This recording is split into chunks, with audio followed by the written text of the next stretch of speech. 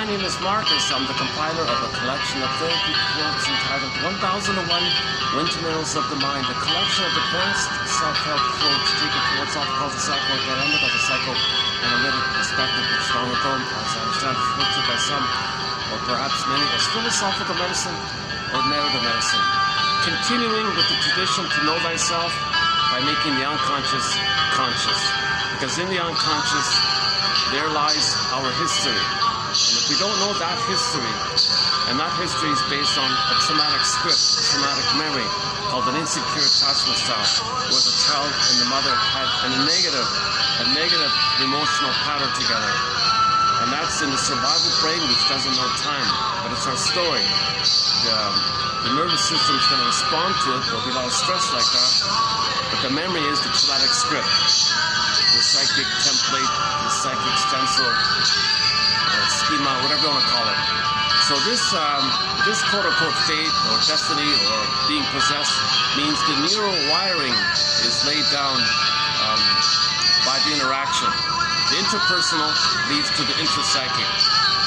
Now, if that intrapsychic is based on trauma, that history, that story, okay, which is unknown to us, but that's a major part of us, because that story is going to be recorded in the repressed self, the shadow self, the unconscious self, the one who walks with me, who's not like me, who is me. Someone's living my life and know nothing about him. In literature, it's the motif of the double. So this self of us, the repressed self, or the double self, or the unconscious self, or the second self, etc., that self knows that story. Okay? That self knows the story. Now that unconscious self, let's just say, is trying to reach our conscious self, let's say. Our conscious awareness ego, like our conscious awareness. So the unconscious in us, okay, the mind of the unconscious, is trying to reach the conscious. Now this midway process, Rod Serling calls it the twilight zone, or the next step beyond, or one step beyond, this kind of zone like that. The unconscious self is pleading with us. Please make the inference. The unconscious self, which is a part of us, a big part of ourselves, communicates to us by making inferences. No language there, pre-verbal memories, implicit memories, procedural memories, somatic memories, body memories, mysteriously between mind and body. So there's no words there, but it's recorded. It's trying to communicate it to us by getting us to reenact a replay in the present, a symbolic replay of the past, so we can make the inference that what we're doing in the present is like a new edition of the past to get the story of the past. Once we get the story of the past, okay, we're free from it. Like the ancient people said, the ghost wants to be laid to rest and become an ancestor. So the ghost is that traumatic, our unmourned losses, the unrecognition of what happened to us, our unprocessed trauma, that script that's spinning it around, searching for other stuff, but never got it, repeating it, never got it, repeating it, never got it. Something like an albatross, like a ghost, like a destiny, like a script someone long ago that I'm possessed or something. So history repeats itself. It's called repetition compulsion. There's an attempt by the unconscious self to get us, the conscious self, to make the inference, to piece together, be a story detective, a story, some kind of psychological detective, a psychological Columbo, look for clues. So the unconscious self is saying, please, you, here's some clues, piece it together, will you? Formulate it, put it together, make some inferences, make some clues, that what you're doing in the present is a replay of the past, that what you're doing in the present is a repetition of the past done in some kind of symbolic way, some kind of coded way. Okay, so in the past, unconscious, so if the unconscious could speak to the unconscious, it maybe it would say, look conscious, in the memory here with me in the unconscious is that needs were not met, and the baby felt stress. The stress turned to fear, anger, and shame. Baby cried about it. Mother gaslit the baby. The anger rebounding aggression. A lot of pain like this.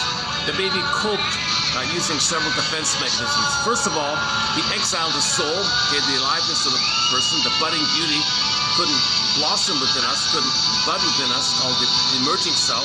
So there's stunted development. So we're going to freeze the development of our being as being a part of ourselves, our embodiment being a part of ourselves. So we don't really feel that kind of a body. Hence the Velveteen rabbit story. That's Rick Santos in the background, by the way. This is a live bootleg of his song called Dreaming. We play this song when we talk about nostalgia, pathological nostalgia. That's a pretty good song for us. Let's maybe I'll hit the stop button here. And man, oh man, it's baking up here. There's no breeze or fan or anything. Man, I'm gonna have to take a few. Yeah, let's take one now. Hold on a sec.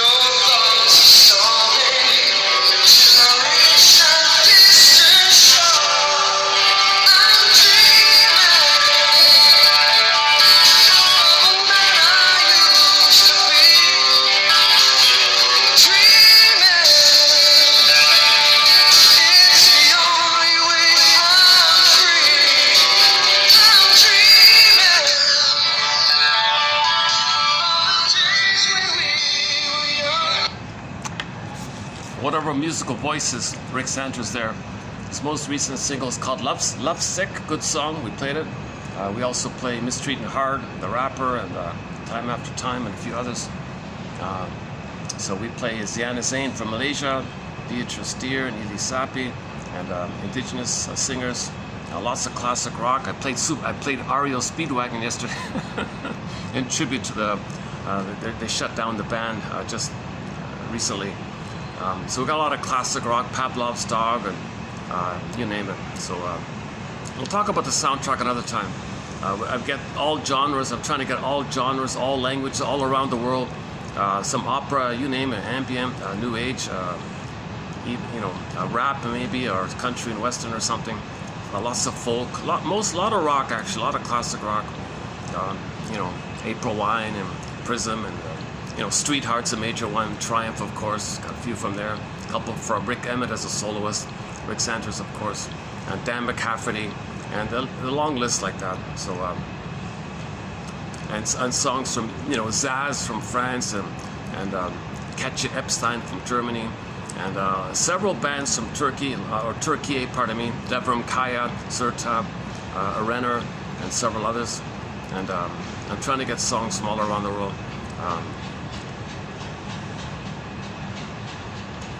Recently, we added a couple of songs by Nusrat Fateh Ali Khan from Pakistan, popular singer over there, and Peru we got one, and Brazil a couple, Argentina like that, and so on. Okay, so let's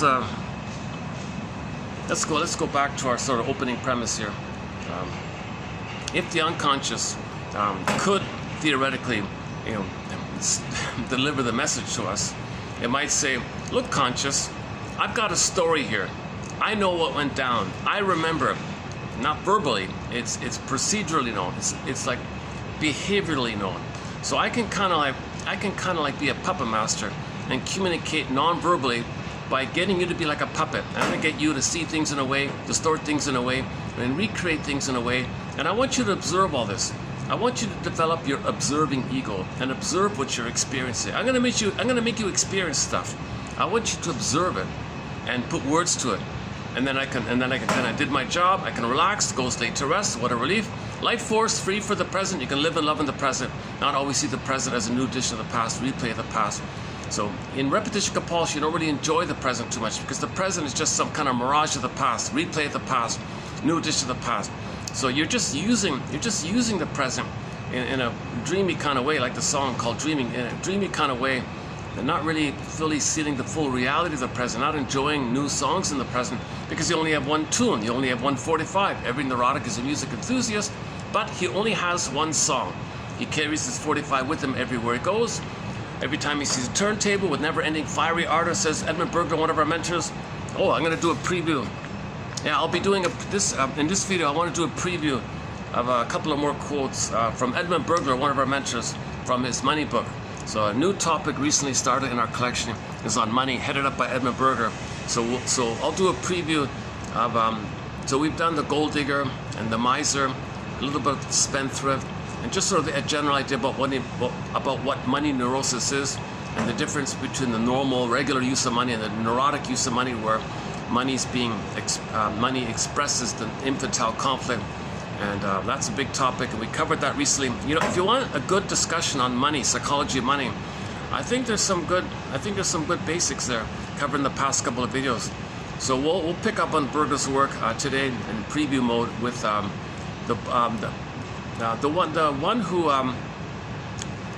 one who always has to buy things on sale, the quote-unquote bargain hunter. They don't need it.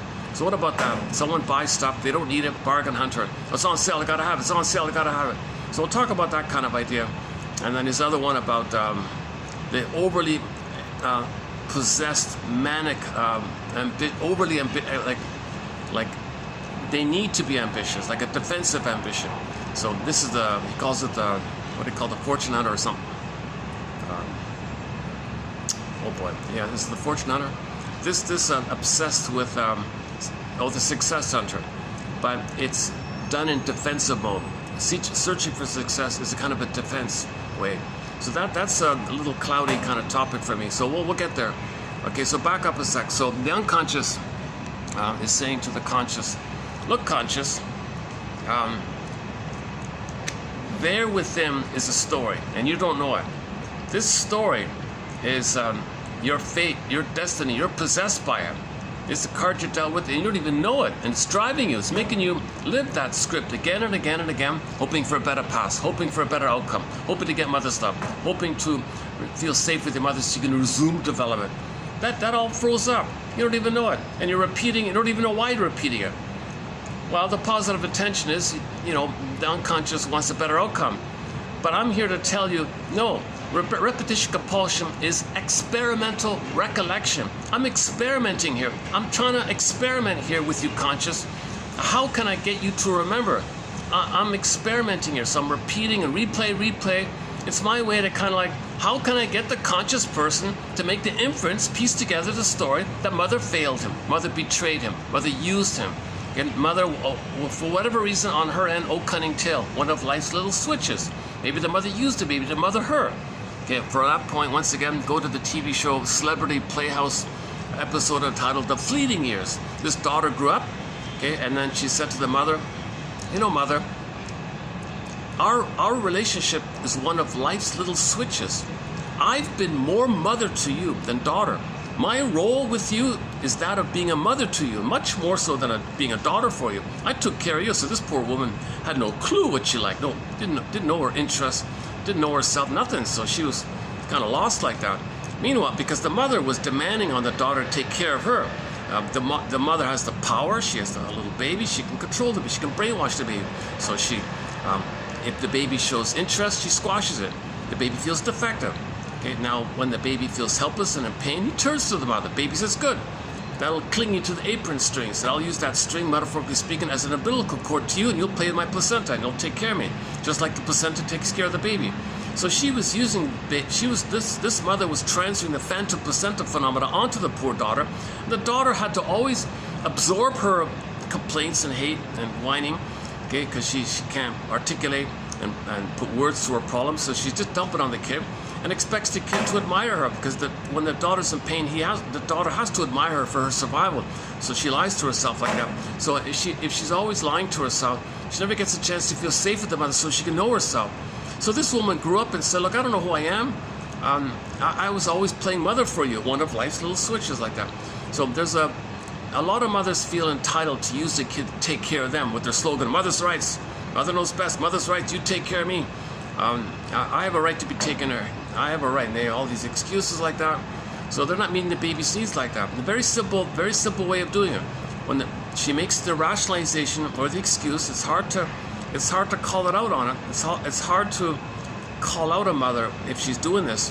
But when a mother says too many no's, don't touch this, don't do that, it's dangerous, no, but be careful, and she keeps saying no to the child or don't do this to the child with the excuses for her safety. Okay, the child has an interest. If she rejects the child's interest, the child interprets that she's rejecting him. The child blends up his being and his doing. So the mother rejects doing, the baby thinks he's being rejected. So every no by the mother is translated into the baby's mind in his understanding that she's telling him he's bad. So every time the mother says no, don't do this, imagine Linda Ronstadt's song and the speakers up ahead blaring, you're no good, baby, you're no good. Don't touch that, you're no good, baby, you're no good. Just imagine that song blaring all the time, every time mother says no. So once again, the child has a need to be curious, to learn, he's interested. So he is interested. There's a link between he being interested in something. If the mother squashes that interest, the child feels that the baby, if the thing he's doing is no good, the baby thinks he is no good. If the mother says what you're doing is no good, he thinks he's no good. So mothers don't parse it out. She might not even be aware that she's doing this, right? But maybe on some level she does know, because if she makes the child feel, hold a second. Let's take another. Man, oh man, it's hot up. I'm really in a sauna here. Hold on a second. Maybe I can go back down. It was raining, that's why I came up here.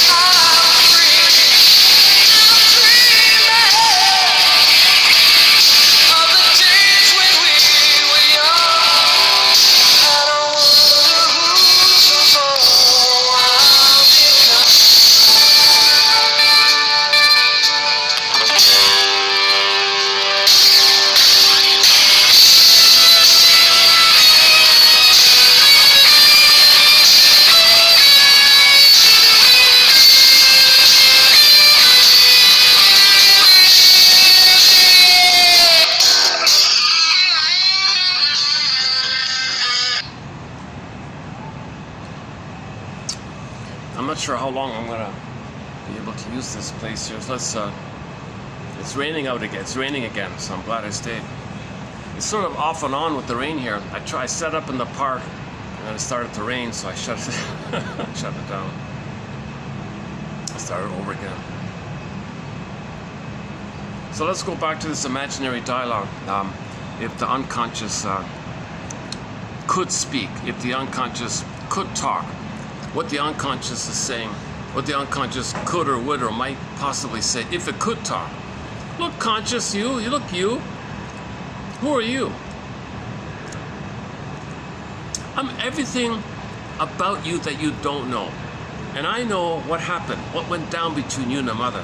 Really? Well, I want to know. Please tell me. Good. I'm glad you're interested. I'm glad you're curious. So how are you going to communicate it to him? Well, that's a good question. I don't have words. I can't just whisper it into your ear like that. I can't just make you think it and know it. I can't have like a direct line like that. We got to do some work together here. We've got to cooperate. We've got to be a team. Okay, I want to be a team. Let's be a team. Good. I'm glad we have a link now, because that's a key. Got to have that kind of link. Oops. Hold on.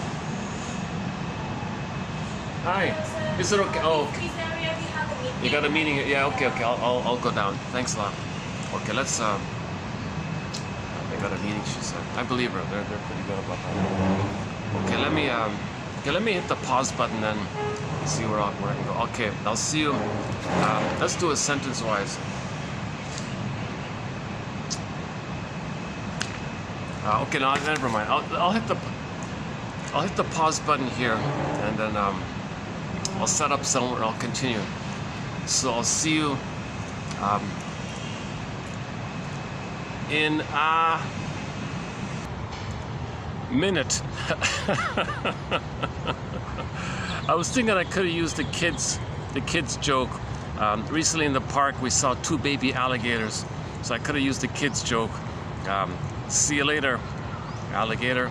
Oh, in a while, crocodile. I forgot about that. So let's wrap up this basic theory here, that there's this innate drive for healing. There's some kind of push. There's some kind of innate healing efforts. It's built in with nature when something's wounded, including people. Something's going on in nature and the natural forces as that something's trying to heal. The organism's trying to heal. With human beings, the organism heals by making the unconscious conscious.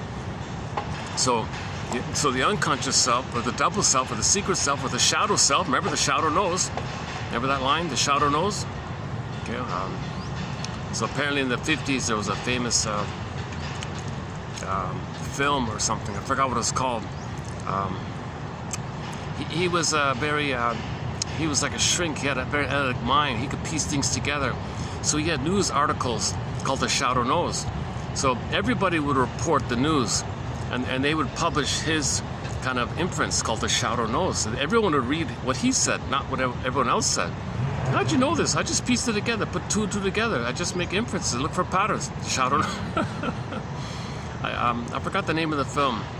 Oh my God, it's an old film, like a crime kind of film, black and white film kind of thing, from the 40s or something, 30s, maybe 30s or something. The shadow knows. So yeah, so our shadow self, meaning everything about us that, see, it's dark, it's repressed, unconscious, dark, we don't see it. So that's why it's called a shadow. Like behind you, it's dark, you don't see behind you, right? It's kind of dark, like the camel. The camel doesn't see the hump. He can see the hump, and he can see the hump on the camel in front of him, but he doesn't see his own hump. So it's kind of like unknown to him, like in the shadow like that. Also, when you walk, you don't see your shadow when it's behind you, kind of. Robert Bye's metaphor, it's the long drag, it's the long bag we drag behind us. And everything about ourselves that we don't know, we put in this bag, and we drag this bag all of our lives. We put it in there, and then we spend the rest of our lives trying to get it back. So we put it in there and want to get it back. Now, what do we put in there? We put the story, okay? The quote-unquote destiny, the fate, the script, the traumatic script, the cards you've been dealt with. Okay? What kind of pattern did you have with your mother? That went in the bag. We don't know it.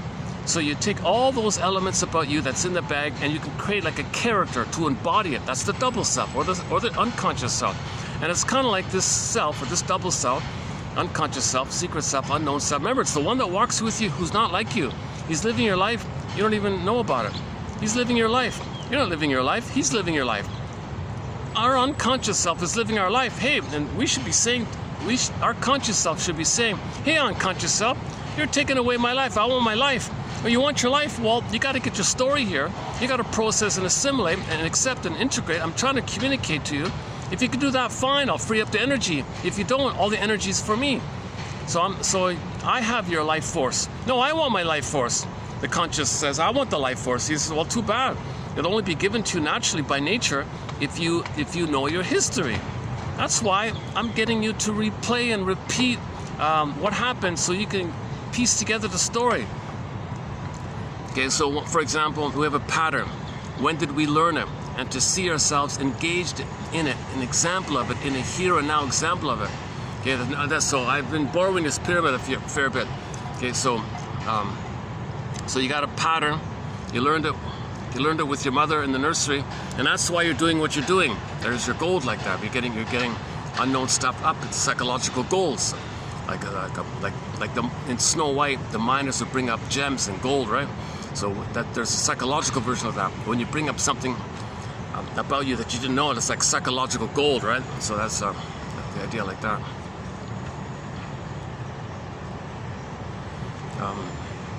Yeah, so the unconscious self is saying, I'm gonna keep. Unfortunately, I'm going to keep on repeating until you make the inference. So conscious self, please, okay, have some kind of understanding or discernment that what you're doing in the present is defensive, it's neurotic, and it's symbolic.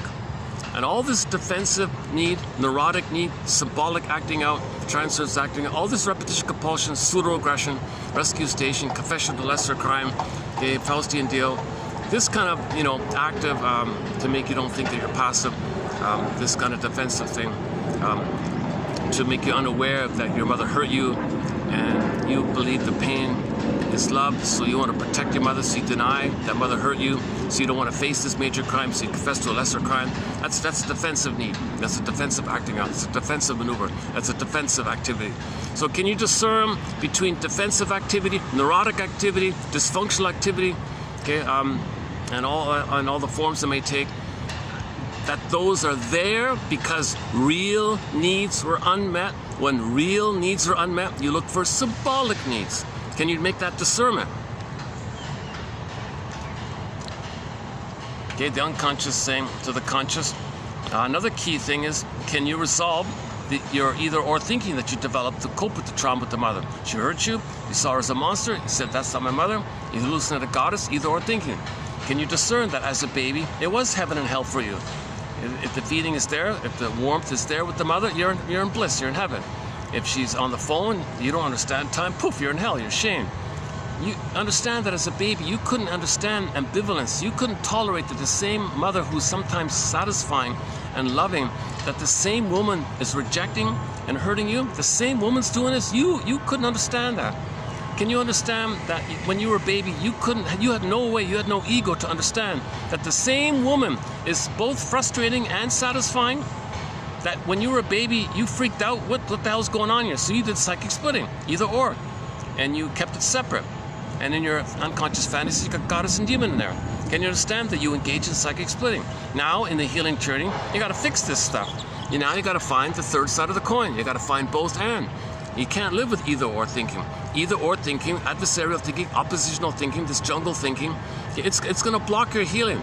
So the unconscious self is saying to the conscious self, like what Baba Yaga said to Ivan in the fairy tale, you got to find both and.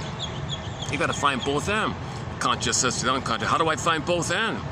Well, that's your business. You got to figure it out. You got to find both and. You got to be conscious that your mother failed you, okay? And you got to have some kind of reality that you did engage in psychic splitting in response to mother failing you. So you created heaven and hell in your mind, goddess and demon, and yourself as being delusionally narcissistic or always feeling bad. So watch the Disney film Inside Out 2 for a clue on that. Watch the film The Three Faces of Eve on that. Go to the Route 66 quotes in the collection 1001 Windmills of the Mind, TQ 2550, I think. Go to the fifth one down that list. Do some kind of reading and research like that about the third side of the coin.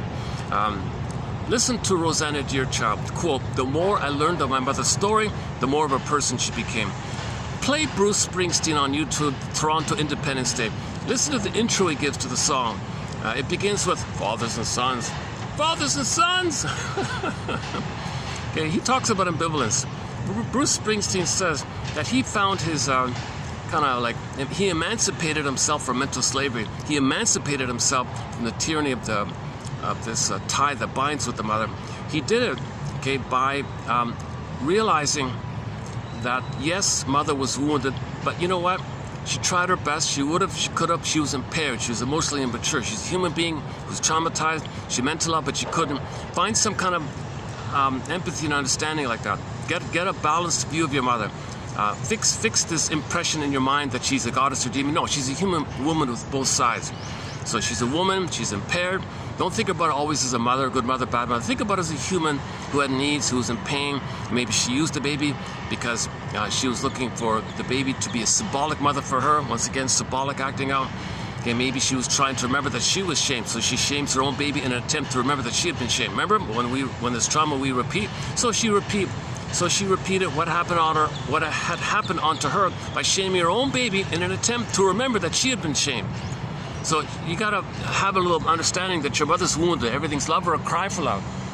So find some kind of humanist. The more, back to Miss Rosanna Deerchild, an indigenous Inuit elder, okay, the more I learned of my mother's story, the more of a person she became. You got to see your mother as a person.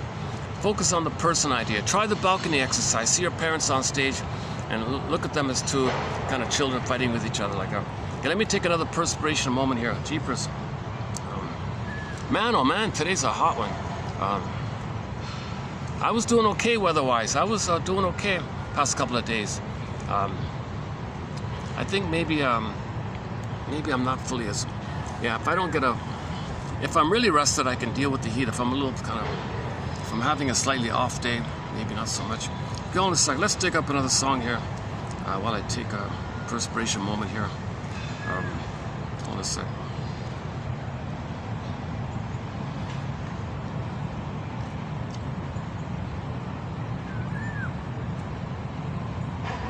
Okay, why don't we play this this Italian one here? Aldo Taglia Pietra.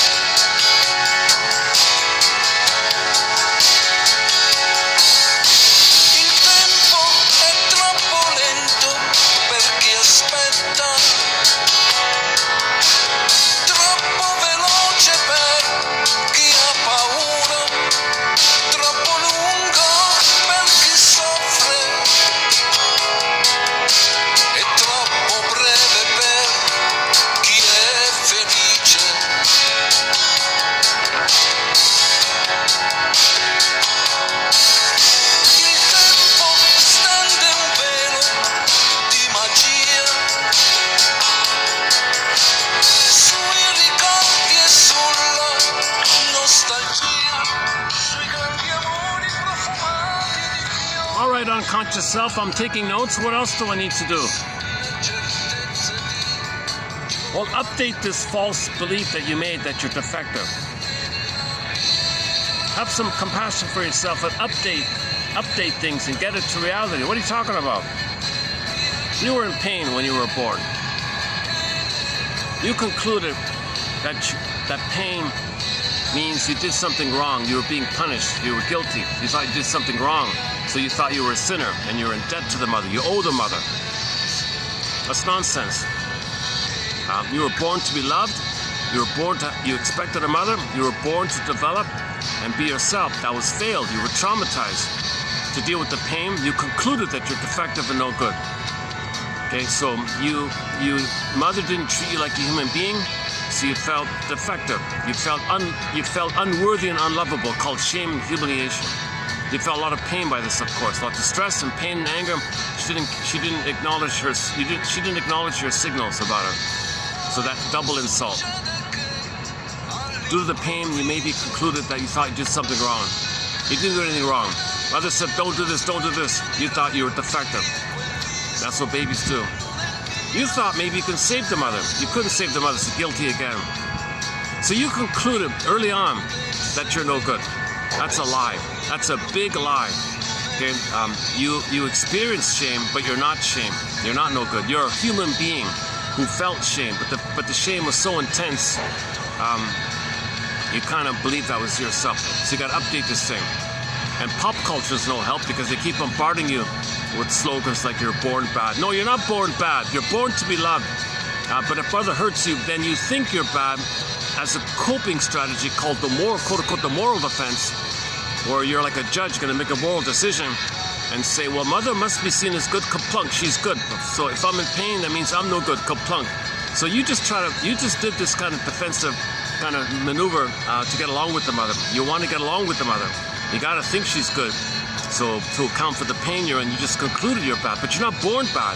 You thought that after she hurt you, after she betrayed you, after she failed you and hurt you, then you felt bad, but you weren't born that. This is something you learned. You were conditioned like this. Therapy is about dehypnotizing yourself, deconditioning yourself, re-educating yourself, kind of thing. Yeah, that's Aldo Taglia Pietra, a song called Nella Pietra e nel vento. I'm not sure what it means. Yeah, as mentioned earlier, I'm trying to get songs from all around the world. That's our first song from Italy, actually. That's the only one we have. I can't believe it. There's got to be more. I don't really... the Pavarotti one's copyrighted. I don't really play that one, though.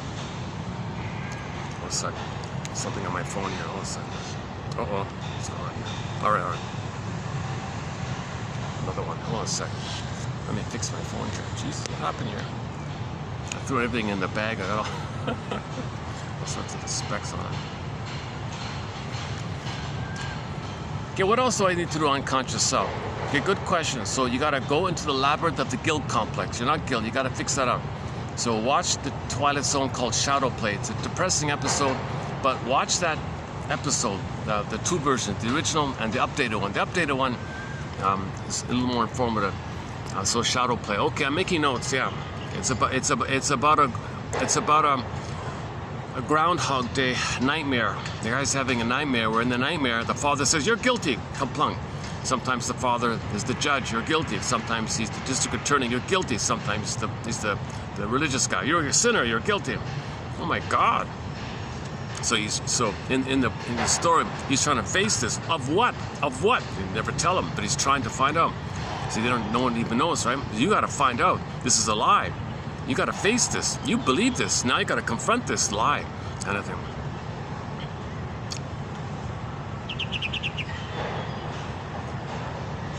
And there's a lot more to it there.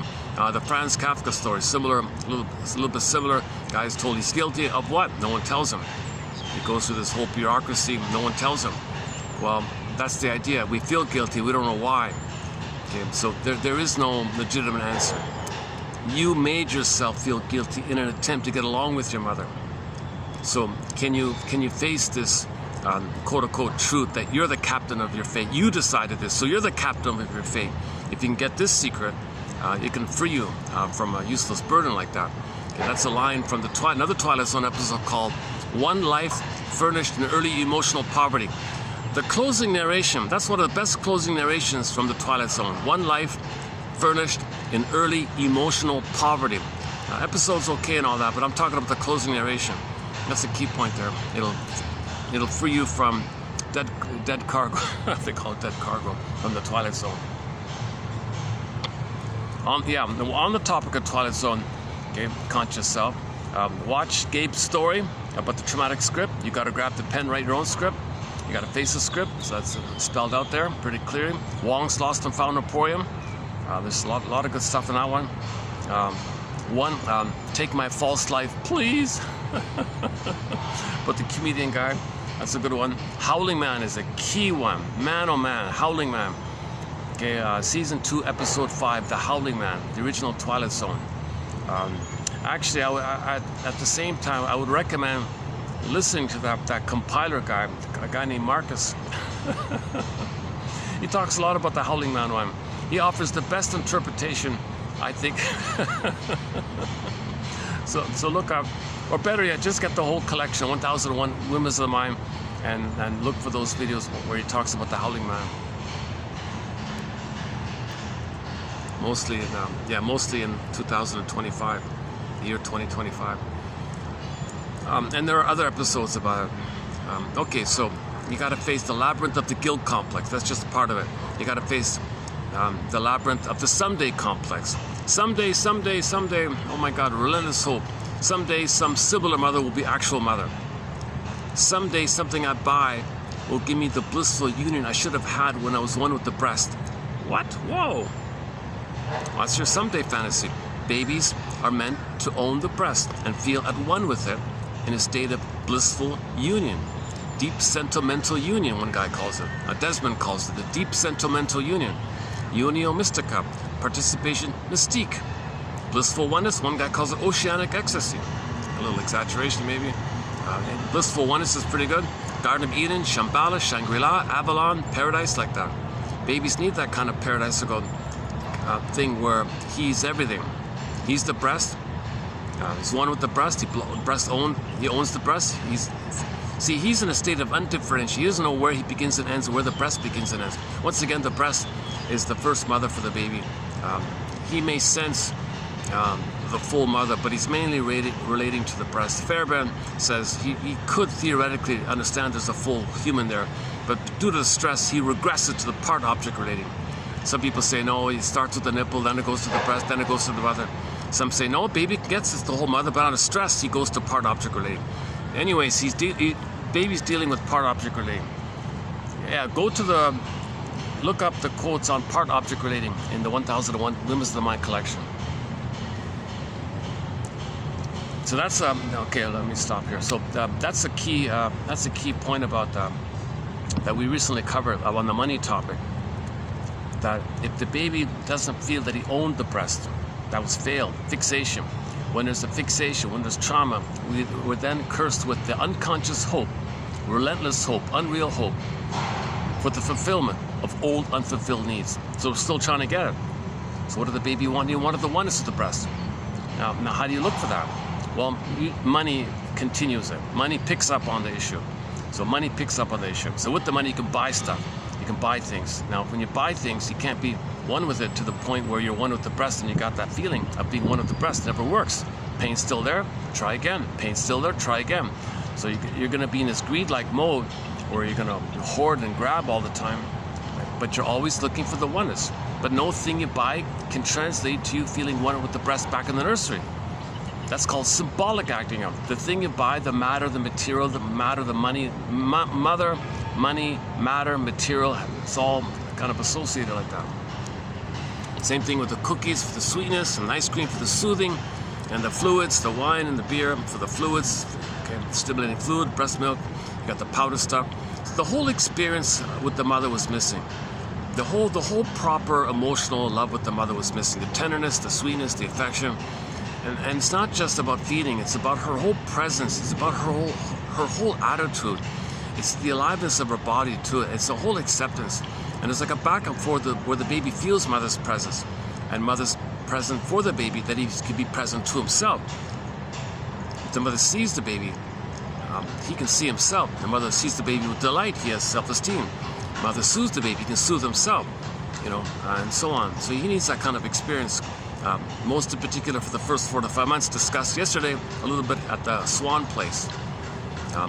Yesterday at the Swan Place, I talked a fair bit about that kind of point.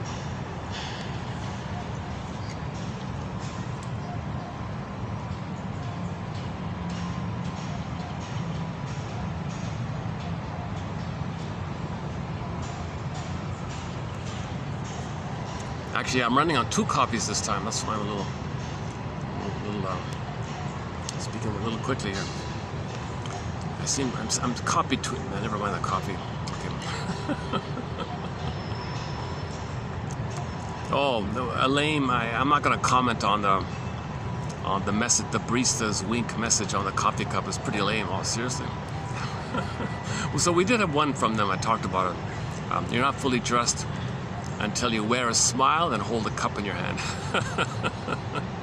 So I was just riffing on it a bit.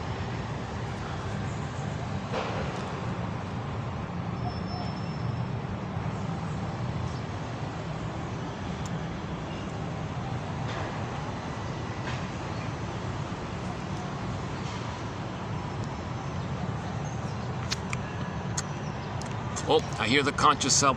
Going back to the unconscious self, so we're back to the dialogue. So what else unconscious self? Okay, well, once you face the someday complex, yeah, go on. What else about the someday complex? Well, you have this someday fantasy that something symbolic a mother will give you the bliss that you needed. Doesn't work, so you're going to be greedy. She deprived you, so you'll deprive others. So you might be kind of greedy and then stingy towards others. If mother was stingy towards you, she deprived you, you deprive others. Okay, in your hope for it, you're going to be greedy and stingy like that. Jesus Christ. So emotional eating doesn't translate to being properly fed with my mother? No. Food is not the breast in the past. Food is cookies, biscotti, you know. A latte is nice. It's not going to do it. What else about the someday thing? Well, just in general, you have this someday fantasy that if you keep repeating and repeating, someday, you know, you'll get the love that that the magical time machine will appear. You'll go back in the past. Mother will say, I'm sorry I'm making you repeat the thing all the time. I feel badly that you're doing that. Let me do it properly this time. Oh, thank you. No magical time machines. Now, in the someday fantasy, since very often babies will identify with the aggressor and treat others the way the mother treated them, so that's a negative gesture. So they'll be negative towards others to reflect how their mother was negative towards them. So you're in effect trying to express your anger at the mother, show her up, expose her, tell the world what your mother did to you by doing it to others like that, telling the world word that I learned is negativity. So you think you're exposing her and embarrassing her, showing up. You think maybe a magical time machine will appear. You'll go back to the nursing mother and say, thank you for showing me up. I feel embarrassed. Let me do it right this time. Not going to happen.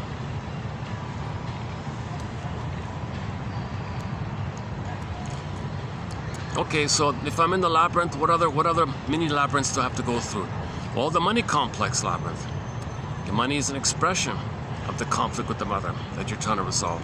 Okay, the battle with the breast puts onto the money, and the money picks up on the battle with the breast. So the battle with money is the search for mother, okay, anger at mother, this whole issue. So go read Edmund Burger's book, 1951 book called Money and Conflicts. Is that right? Money and Emotional Conflicts. Very good book. The only person who's talking about Edmund Burger is yours truly, Marcus here. Marcus here. Your compiler. Disclaimer, disclaimer, disclaimer. I'm not a doctor, shrink, midwife, doula, nutritionist, gynecologist. I'm not a forensic psychiatrist. So I'm the compiler of the quotes. Never studied psychology. Never been analyzed. One quote that makes me a little aware of my anxiety is that if there is early on trauma, that can lead to excessive perspiration. Like I sweat kind of easily. And Janoff's quote was, well, if you're traumatized so early on, it can lead to things like anxiety. And one sign of anxiety is people who sweat a little bit too easily or something. There's other forms it takes as well, obviously. Okay, conscious self, and yeah, so what else on conscious self? Well, you got to study defense mechanism, maneuvers of the mind, how you cope with the pain, the pin in the collar idea, soul flew away, exile, wants to come back. You got to unblend with the mother so it'll come back. Study projection, projective identification as a communication, projective identification as a defense, get others to feel, get prejudice, of course, is there, externalized living as a defense against the pain around a paucity of inner life, inner living. Psychic splitting, of course, the Faustian deal, of course.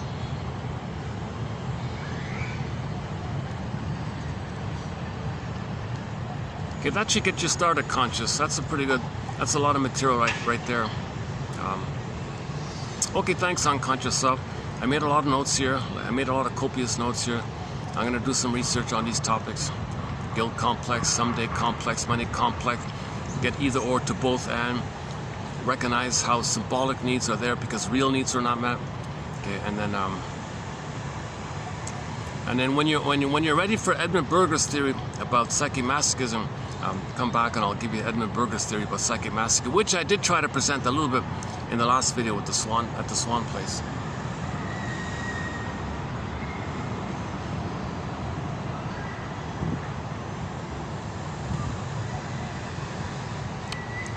I went on a bit of a rant on prejudice. Unusual for me. I don't really talk about current events, but I was in a taxi going to the park and I saw some troubling news. So a couple of videos ago, I went on a kind of I was trying to do a deep dive on prejudice, about melanin theory, and man, oh man, you know, like how the psychology of prejudice works when there's trauma. Because you got anger at your mother, it goes in. So you can't hold all that anger towards your mother in your body, rebounding in. So you got to find some excuse to find some other whom you believe unconsciously in your fantasy is your mother, but consciously you don't think the other is your mother, but unconsciously you do, because you're eager to get your anger out on your mother, so you find an other to stand in for the mother. Just put a dash between the M and the O and the word mother. So we talked about how that dynamic takes place. Okay, so first see someone who's you, project your unloved self onto others, insult them. They're no good. Due to the fusion, once you see yourself over there, poof, there's your mother. Because there's no differentiation. Self and other are fused. So if you find someone else to play you, poof, there's your mother. Now you express your anger onto other because you think it's your mother now, unconsciously. And your rationalizations facilitate this process by not making you aware of it, by fooling you. But your unconscious believes, oh, there's my mother. So you need so in prejudice, you're looking for somebody to devalue and think they're dangerous because in the image, okay, and then the related part 2 of that was if someone is a little bit unknown to you, unfamiliar to you, okay, that's a trigger. You use that to remind you that when you were a baby, you made an image of your mother as a Medusa, a Cyclops, the witch that wants to eat you, the guy with the horns, any kind of scary kind of entity that's enraged and wants to gobble you up. So the baby's enraged, mother's enraged, baby wants to take in, mother wants to take in. Things are exaggerated for the baby. And those fantasies are kind of real for him because he doesn't see the reality of the mother. So he's flash frozen with the first unknown, the first unfamiliar. It's out of the baby's world for the mother to hurt him, and you know, it creates a monster that's kind of suspended there. So he also, when something in the present reminds him or makes him think it's unfamiliar, the rationalization brain, the excuse brain, will come up with some excuse. Yeah, you don't know them, right? Well, remember when you were a baby, the first unknown was a monster? Well, that's unknown to you. Yeah, click, click. No time in that brain. So now you think the personal present is the image you made of your mother. So you have a wild irrationality like that. Okay, on this point, back to Twilight Zone, go to an episode called The Last Rites of Jeff Myrtlebank. A little bit in there about Jeff. So we talked a fair bit about the Jeff story recently. Man, oh man, there's a lot of good material. It's hard to kind of summarize things. Today I'm a little scattered. I'm really kind of scattered here today. Maybe I'll just do. Let's just jump into the preview here. I'm not gonna do like a full kind of professional balance kind of video that I like to do. If I'm a little scattered, today was a scattery kind of day. It's Friday. I didn't know this. A taxi driver was telling me he was. I was chatting with the cab driver. He said it's the end of the month, and he said, and that's why things are so busy. It's payday kind of thing. So things are. It's true. There's an immense amount of traffic around here. That kind of threw off my whole day, and I didn't make that. It sounds kind of silly on my end. I didn't notice that before. That it's end of the month kind of thing. Like Fridays are usually a little busier, maybe, but if it's, oh yeah, the driver said it's both a Friday and the payday, end of the month day, so it's extra busy. So I had to change. I took a detour to come back to this spot. I was on my way to another spot, but that traffic was so heavy, I said, I'll forget, I'll bail, I'll come here kind of. And then the rain and the meetings and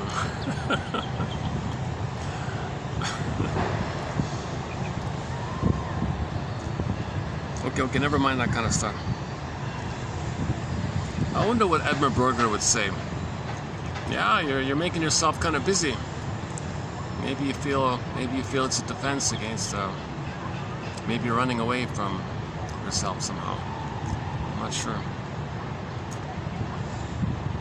Okay, let's not do Edmund Burger's theory. It's a very interesting theory. I've discussed it a bit recently. I've been updating it for the past couple of years.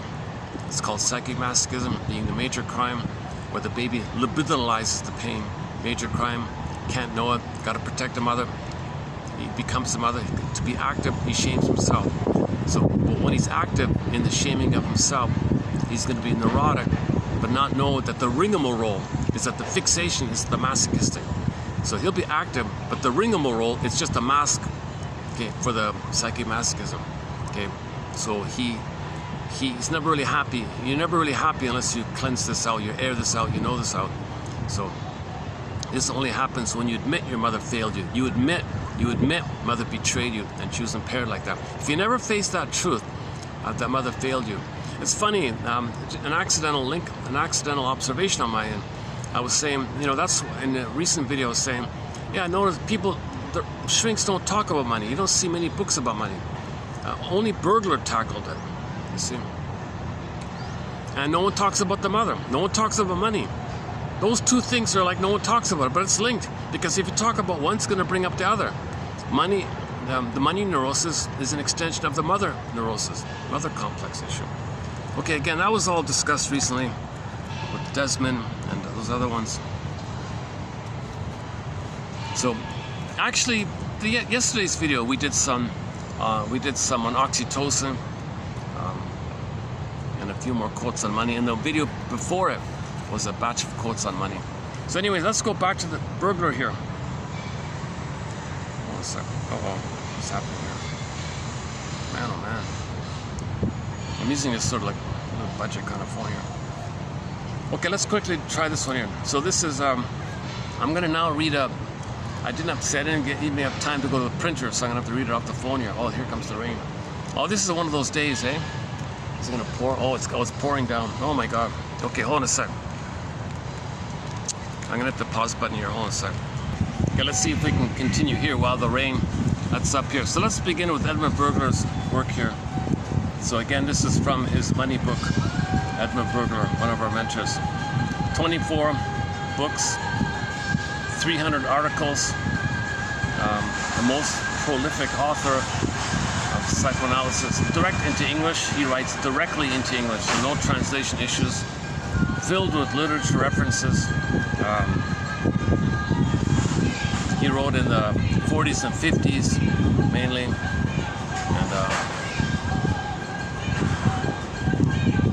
him and Janoff, I think, have the most number of quotes, and like Masterson, Heron, it's kind of up there like that. So a lot of great quotes from Burger. So here's three more here. Okay, this one's about the bargain hunter. He calls it the bargain hunter, meaning, you know, like the on sale people. They don't need it, but they want that feeling that they wrestled some benefit from mother. The bargain hunter of either sex unconsciously behaves as if the outer world were but the perpetuatingly refusing mother. To circumvent, okay, so the whole world is the refusing mother. They transfer the refusing mother onto the world, right? So they always want to wrestle some benefit from people who are selling stuff. I want to get some benefit. Give me a discount. Give me some benefit like that. So they're going to haggle. They haggle and bargain on it, right? Haggling. They're trying to like force mother to give it to me. So this is neurotic. This kind of thing. Other people are maybe suffering by this. Maybe they're desperate. And you don't even care about it. You can advantage it. Oh, I want to get it. I don't care about you. Give me. That's sad stuff. That's very sad stuff like that.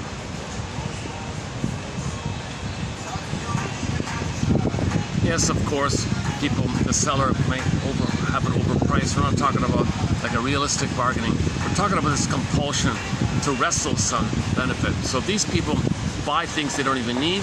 They don't care if they need it or not. They want that feeling. Oh, it's raining in here. Jesus. Man, oh man. Okay, I gotta find another spot here. Son of a gun. Okay, hold on a sec. Hold on a sec.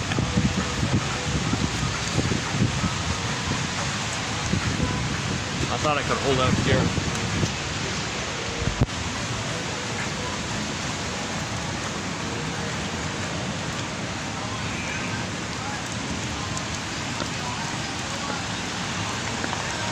Oh.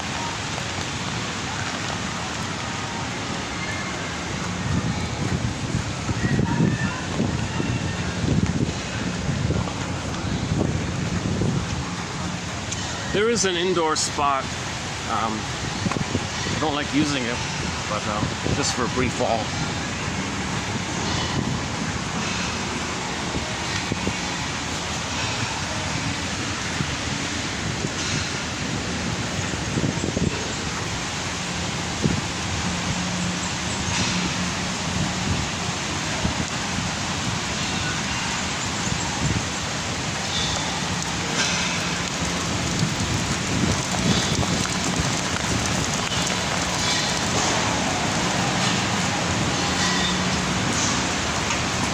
Yeah, thank you. Okay.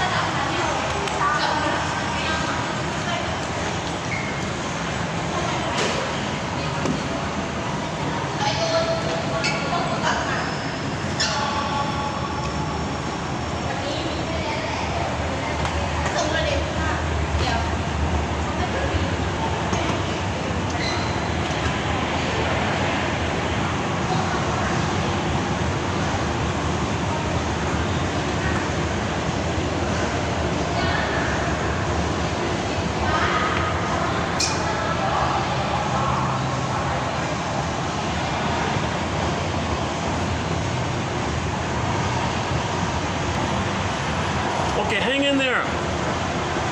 We'll continue up with the bargain hunter quote and the success hunter.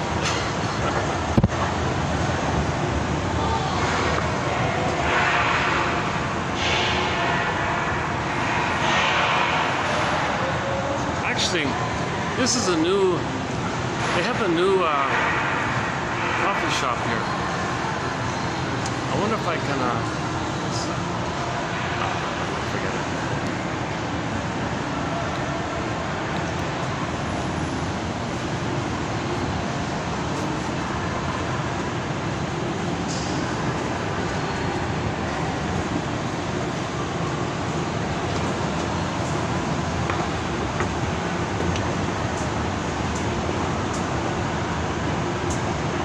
Okay, so when the person's haggling, when they're haggling for every little penny or something, emotionally speaking, it's like they're wrestling with mother. Come on, mother, give me your love.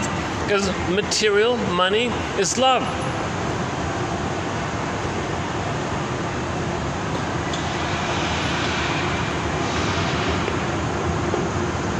So that's an example of money neurosis. The battle you have with the mother, okay, you transfer it onto money, and money is going to be an expression of this regressed state.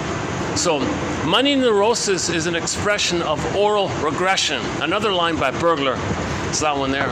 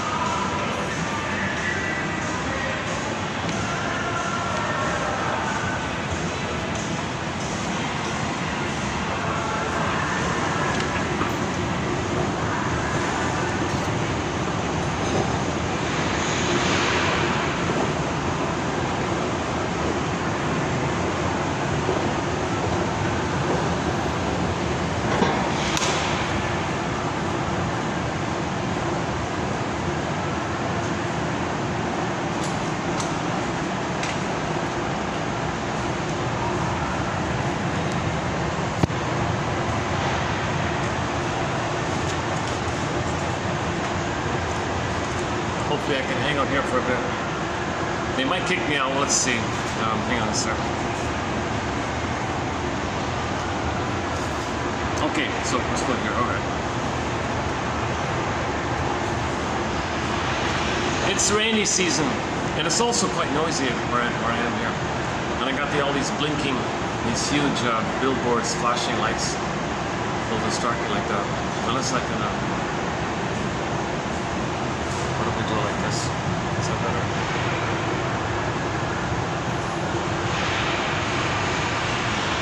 Yeah, let me turn around.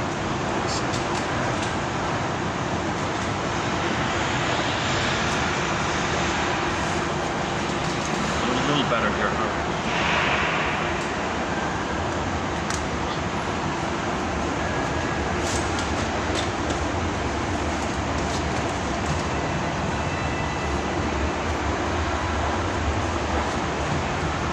Again, hold on a second.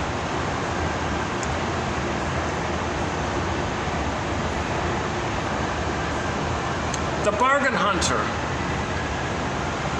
okay, male or female, unconsciously behaves as if the outer world were but the perpetuated, refusing mother.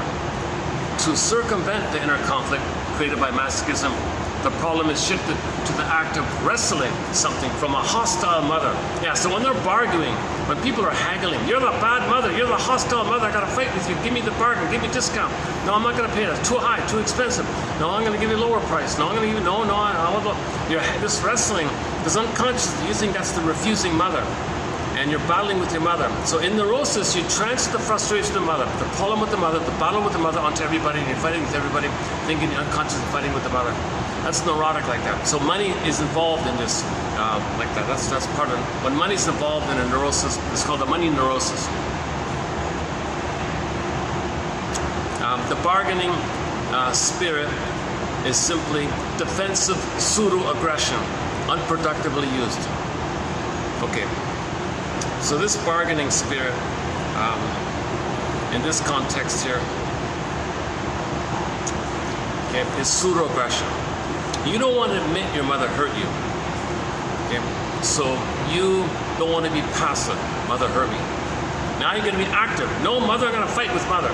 So you find others to play mother. That's pseudo-aggression. It's not real aggression towards your mother. It's to someone else. So it's all fake. It's a showy kind of thing.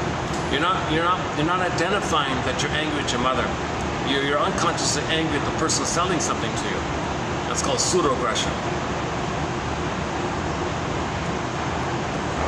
In doing that, dysfunction is protecting the mother. Dysfunction is loyalty to the mother like that.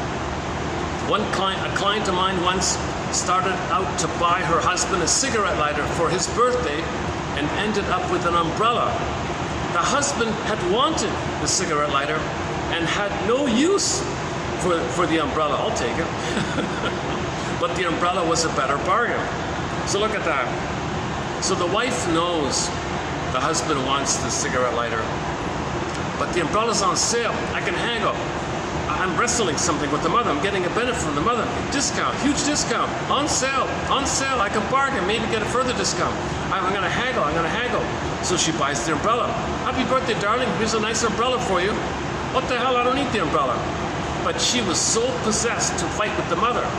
So she's neurotic like that. She's not even giving the poor husband what he wants for his birthday, which is to anesthetize the pain that he has with smoking. He's in pain. He wants to numb the pain using cigarettes as a tranquilizer to anesthetize the pain. So the husband has a defensive need like that. So she could, so he did.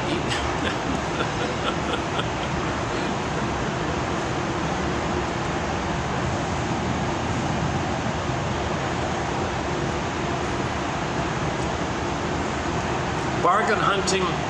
Okay, so we're not talking about collecting, obviously. Bargain hunting is indiscriminate in the choice of objects, whereas when you're collecting something, it's a different story if you're going to be a collector of something specific. So I think what he was saying was, I don't have it here, but there's a famous line where, how's it go again? The result is the person has a lot of stuff, a lot of junk at home. They don't use it, they don't need it, right? And he's got this mountain of stuff they never use. But he had to buy it with some excuse, some rationalization. Maybe one day I'll need it, maybe one day I'll need it, maybe one day. That's just a cloak, a camouflage, to hide the real issue, that I'm fighting with mother, I'm getting some benefit with the mother. Okay, so he said that if you're not if money is kind of tight, you can't afford to be a bargain hunter because you're going to buy too much junk, right? You're better off buying like one specialized thing of a higher quality that's going to last for a while. So quality versus quantity kind of thing. But the bargain hunter wants to haggle. I want to haggle. I love haggling. I love markets where I can haggle. Some people say that. I love haggling. Man, it's so much fun, man. Yeah, I got a benefit. Aha, I got discount. I got the greatest discount. No one ever got this. I got this at the lowest price. No one ever got it at that price. Aha, I won. Victory. Okay, you're with your mother. Neurotic. The poor seller is not your mother back in the nursery.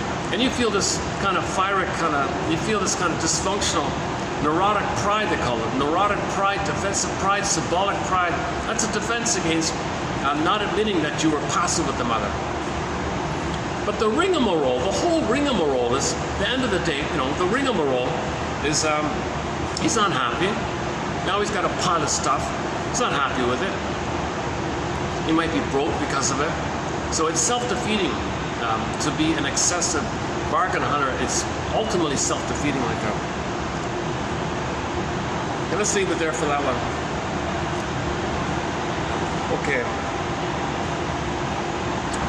Okay, this one, I'll confess, this next one here, but he calls it the success hunter. There's the healthy way and the unhealthy way. So this quote is about the unhealthy way, or the neurotic way, or the defensive way, this compelling way, like a forceful way, like I need to do it. It's not like a choice, I have to do it, I'm driven, like this driven thing, okay? The success hunter, driven by his inner need to prove his alibi, to provide, The success hunter, driven by his inner need to provide alibis, disproving the superego's accusations of passivity, not only uses overwork as the chief of those alibis, but because he is not conscious of the fact, looks with contempt on those lazy people who lack ambition. It's an ironic picture to contemplate. Okay, let's unpack this a bit here. So the backdrop to this is his theory about psychic masculine. The baby was passive. Mother hurt him, he was passive. That pain he thought was love. He libidinalized this major crime. He doesn't want to be passive in a defeated place thinking that's somehow love. He's in pain. I don't want to think pain is love. How do I get away from this mess? How do I escape? Defense against a defense. How do I cloak this? Okay, pseudo-aggression. So he is driven to be aggressive, pseudo-aggressive, to not face any kind of link that his mother failed him, mother betrayed him, and he's tied to the mother. He's clinging and clutching to mother's apron strings. He's passive, so he's tied to mother's apron strings, and mother's hurting him. He doesn't want to be in that place. He doesn't want to feel that. He doesn't want to feel the abuse, the emotional abuse. And every time mother hurts the child's clutching tighter and harder to her apron strings, and she's hurting him. He's clutching. She's hurting him. He's clutching. He's passive. He's a victim. He doesn't want this thing going on. So that's in the mind. Okay, that's pain like that. So he's driven to do some pseudo thing, this active thing, this pseudo aggression. Keep himself distracted. It's a distraction technique. Okay? It's a defensive technique to keep you distracted, to repress this, to not be aware of this. You confess to the lesser crime, the rescue station, called pseudo-aggression. So one way is to be driven, to be active, okay, to accumulate success and money. And never stop being driven, never stop being active, because the moment you do, you might feel this pain with the mother. You see, so they're always driven like that. So he means it like that. So he calls success hunter. So he's driven to stay in greed mode, make a lot of money mode, be successful, and keep on like that. Because if he pauses, he feels the pain with the mother. So he's always got to escape from the pain with the mother. So he's always driven like this. So this is a defense. Okay, this is defense. So in the area of business or whatever, it's called the success hunter. Driven by his, you see, if he doesn't do it, you see, the superego says, you're passive. No, I can't be passive. I can't admit mother hurting me. I can't admit this. I want to be free from the mother. Oh, okay. Well, you better be driven then. But you're still an injustice collector. You're still fixated at the rejection point. You're still stuck there. Kind of thing. It's going down, eh? Look at that.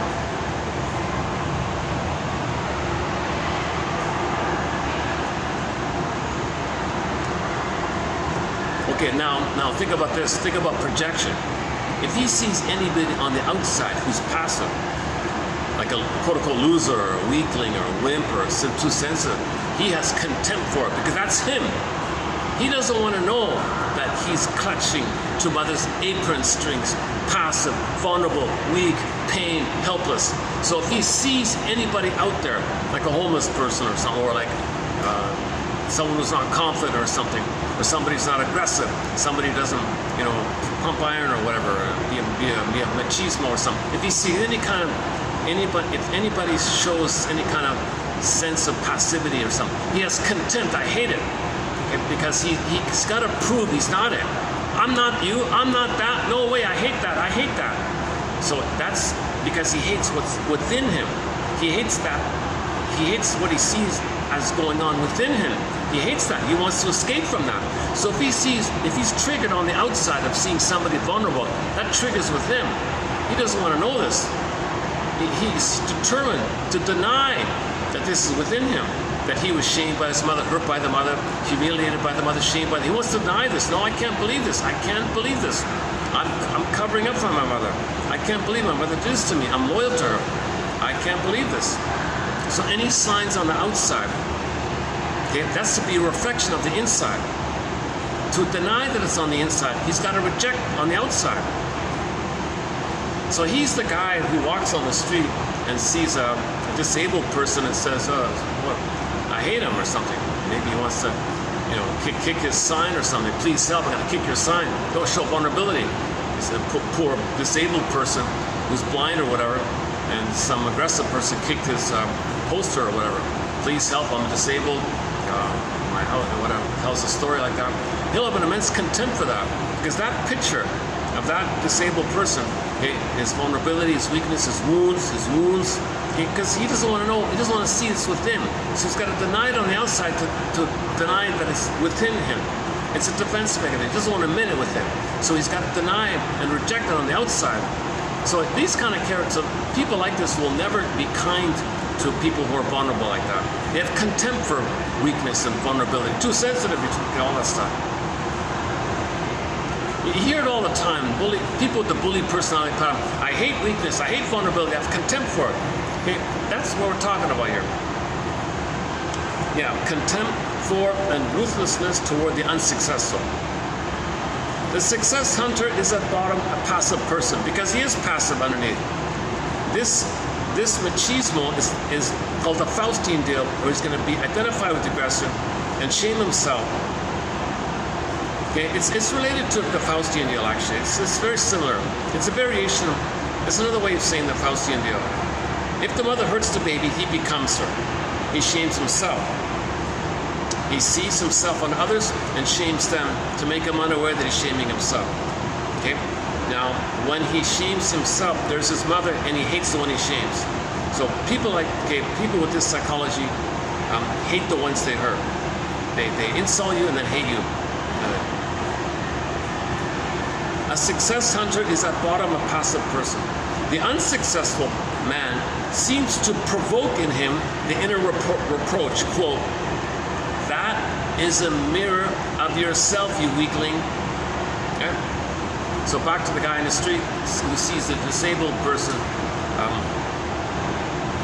and he feels, I hate this. That is an image of yourself, you weakling. He's a weakling, you're a weakling. You see that, right? You don't want to deny all that. To counteract the reproach of this voice, the defense of pseudo-aggression is mobilized. Thus he mocks or hits or hates the weakling in projection.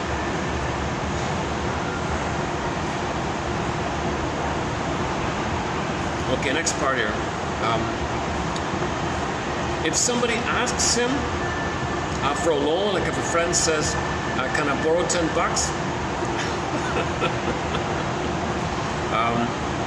I'm out of cash here. I don't want to use my card. Can I borrow $10? And if he's enraged, every request for money or a loan from a friend seems an accusation of passivity. In other words,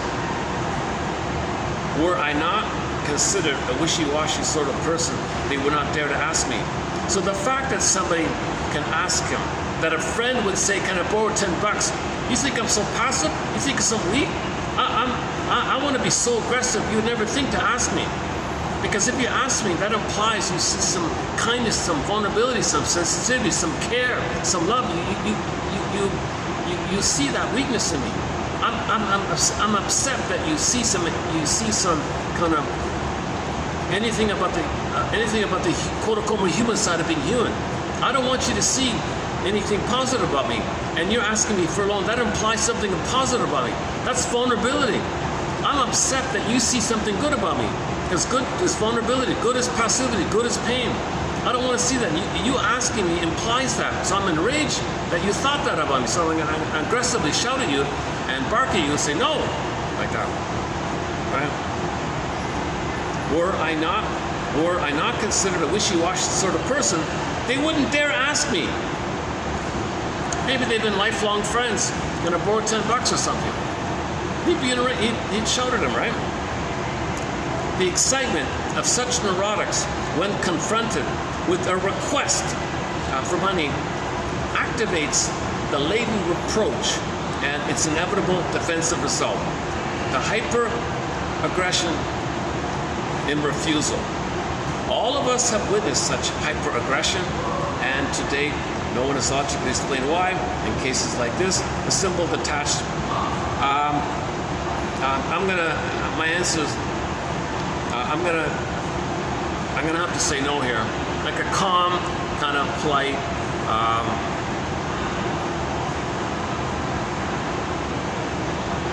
he wouldn't be able to like just calmly say, if a healthy person has some other reason, he might calmly say, I'm sorry, no. Right? He can't do it, I'm sorry, no. He's going to be shouted and bark at him because you're touching the idea in him that he's vulnerable, that he's weak and wishy-washy, right? That's what he's angry about. No, I'm aggressive. I'm not vulnerable. I'm a he-man. I'm a macho man. I'm not a wounded child. I'm not a passive wounded child. I'm a macho, aggressive he-man. I'm a he-man. I'm a master of the universe. Come on. You wouldn't ask the master of the universe. You wouldn't ask Thor, those angry gods. So you wouldn't ask them for a loan. They'd bark at you. Well, I'm barking at you. Okay, I'm talking loudly because I know it's so noisy all around here. Hopefully you're still hearing me. Are we still recording? Okay. Boy, another unusual video today. I've had some kind of erratic videos lately. I've had some good videos. No, let me correct that. I've had some very good videos lately. A lot of great ground, a lot of good quotes, a lot of interesting discussion.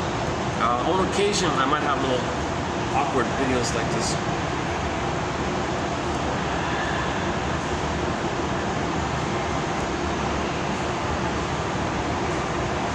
Sorry, no, is not deemed sufficient to deny the request for money. To refuse money demands or request means, for the sufferer of money neurosis, not what he consciously believes. Yeah, you're asking me for a dear quote-unquote friend, you're asking me to lend you some money. You think I'm a sucker? You think I'm a fool? That's what he thinks it is. No. Unconsciously. But unconsciously, and therefore much more decisively, the aggressive refusal furnishes the badly needed alibi of not being a passive masochistic weakling, which he is, but it's cloaked over. So sadism is like a cloak over the masochism, to put it bluntly, right? So everybody's a masochist, basically. Some people stay there, but if there's too much pain, you cross over and identify with the aggressor, and that's what we're dealing with, that kind of pseudo-aggression thing. His alibi against his masochistic passivity pushes him on to success at the same time that it wears him out. So his hypic manner, his hyperism, his manic behavior, being busy at 10 phone calls at the same time, doing 10 jobs at the same time, it's going to wear him out, of course. So he'll make money, but he's not going to be happy. Success hunters are not inwardly happy. Defensive living, okay, it's a defense against the pain. So even though you have money in this context, you're miserable inside. The success hunter has no real friends, of course. This observation has been confirmed time and time again. As soon as one reaches a high income bracket, he is confronted by, okay, he doesn't know what people around him wants. You know, maybe people around him feels entitled. Maybe others are envious of him. Maybe people are competing with him or something. And though he may mingle with a limited group of people on the same social and economic level, the success hunter is usually lonely. Oh yes, he has acquaintances, but no friends. The reason is complicated, but basically it is reducible to the fact that he does not need friends. Well, he can't have friends. That's mutuality. That's person to person, making eye statement. Friends share their vulnerability. He cannot share his vulnerability because he doesn't want to admit the vulnerability. He doesn't want to admit his wounded eye. But intimacy is when you share your vulnerability. He may have what's called taking turns playing big shot. All right, if you get a turn playing machismo, and I get a turn playing machismo, and anything about real feelings, we'll scapegoat somebody, mock somebody. Okay? So we'll triangulate like that. So we'll identify a scapegoat, we'll hate him, and we'll say they're bad, and we'll hate him. But you and I, we get to play God while we're doing it. So he may have that kind of taking turns playing big shot kind of thing. That's not a real friend. A real friend, intimacy, there's a me there to show. You make eye statements, you free associate, you feel safe. You want to feel safe to say something real about you. That's vulnerability.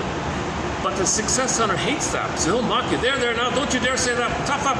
I hate that. I don't see that. Don't ever say that again. Don't ever show any weakness. So you can't be friends like that. You know, building each other's armor, you're not friends like that. It's you can call it something else, but it's not like genuine warm friends, right? So this area of the intimacy, of the warmth, of the warm friendship, that's not going to be there. So instead, he wants narcissistic supply to confirm his defense. He has a defensive need that he's center stage, all about him. He's a king and a god. So he wants people to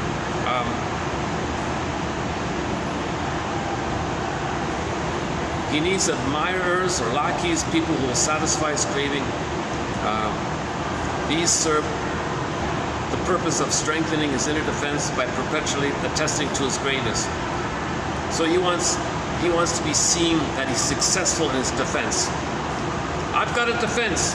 Everybody, do you notice my defense? Don't tell me anything real. Don't tell me anything real. I hate that. Just support my defense, not my real thing. My soul area, my blue jay area, my golden ball area, my embodiment area, my soul area, the feeling real and alive area, the hum with them, feeling emotion there, the feeling self, the ontological self, the sense of self. I don't want anything in reference to that. I only want confirmation on the defense, on my shell kind of thing. Friendship being out of the question, you'd think maybe he'd have a good relationship with a gal, a tender relationship. Forget it. The success hunter is also incapable of affection and tenderness with a woman. Oh, sure he'll have trophy girls or admiring girls or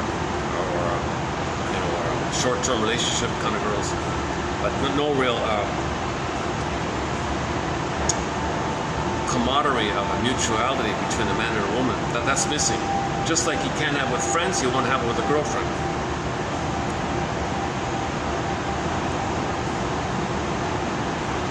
Because he's incapable of tenderness. He's incapable of affection. He's incapable of linking love and intimacy. He can't do it. The inner passivity may push him into a marriage with a shrew. So ironically, he might marry a shrew. Ironically, right? Or just surround himself with parasitic girlfriends. That's what he says here. So there's nothing normal here. Either he marries an aggressive wife who barks at him, that's familiar from his childhood maybe, or he has lackeys around him. Now, of course, there's a covert depression here called hidden depression, warded off with tempered megalomania and extensive air of importance. The typical success hunter presents an outward picture of machismo, confidence, self-assured, yeah, he-man. Okay. Penetrate the veneer. Yeah, somebody said, scratch a bully, you'll always find a weakling. Penetrate the veneer, however, and you will find a massive neurotic depression. There's a deep covert depression. That's why they're so guarded. That's why they're so angry. Anger is a cloak for your depression. Anger is a bow and arrow for your sadness. Play the song Self-Saboteur by Delirium. If it stops raining, I'll go out and play a Self-Saboteur by Delirium.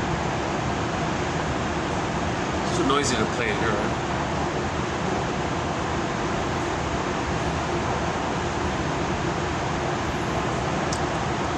Next part here. One may safely state that the predominant mood of this type of person is depression. The typical defensive cover is over-optimism, bordering on slight megalomania, combined with a pompous air of importance. Okay, I think we get the picture here. Okay, just as a teaching prop, as a teaching aid, he gives you this image like a metaphor. To imagine what we're talking about here.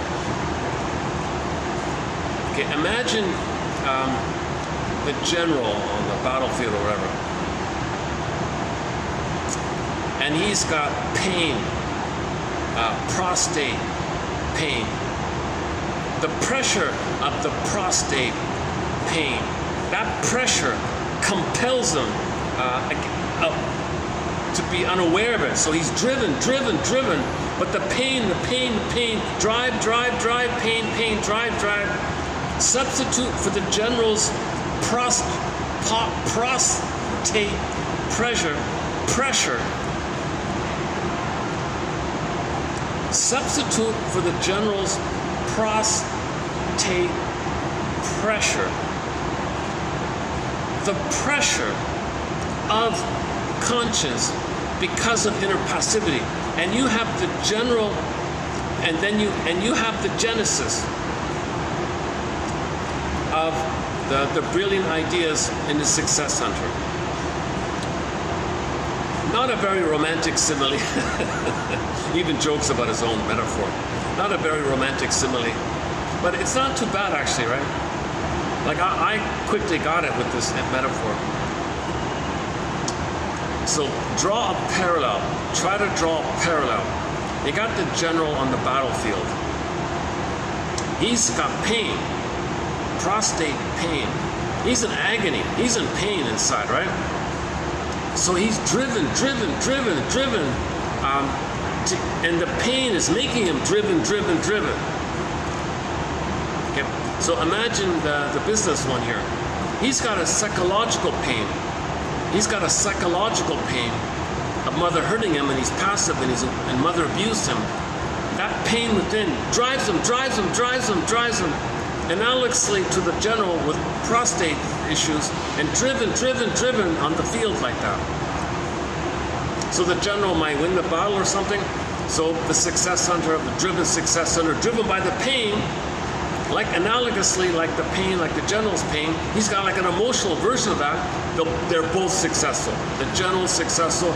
The businessman, driven by this pain, is successful. The way the general is successful with his prostate cancer pain, whatever it is, prostate pain. Not a very romantic simile, I realize. A not very romantic simile. Okay, he calls it here a simile. This rather gloomy picture doesn't mean that one should shun success. We're not talking about that. What's important for a person is to accept his limitations. In reality, lack of a specific neurotic illness. That's an ironic thing to say, right? My limitation is I don't have this. So the general might say, if the general didn't have prostate pain, that's my limitation. I don't have prostate pain. I can't be a good general because I don't have enough pain in me. That's my limitation. That's ironic, right? So the businessman might say, I can't be so driven because I don't have the pain of psychic masochism, mother hurting me. I don't have that kind of emotional pain where any kind of realness brings up too much pain. That kind of illness, I don't have, so I need that to be driven, to be driven. So the success hunter is driven by the pain, kind of thing. What's important for a person is to accept his limitations. In reality, lack of a specific neurotic illness, without bitterness or self-accusation. So be okay that you're not in those kind of pains just mentioned. Be okay with that limitation.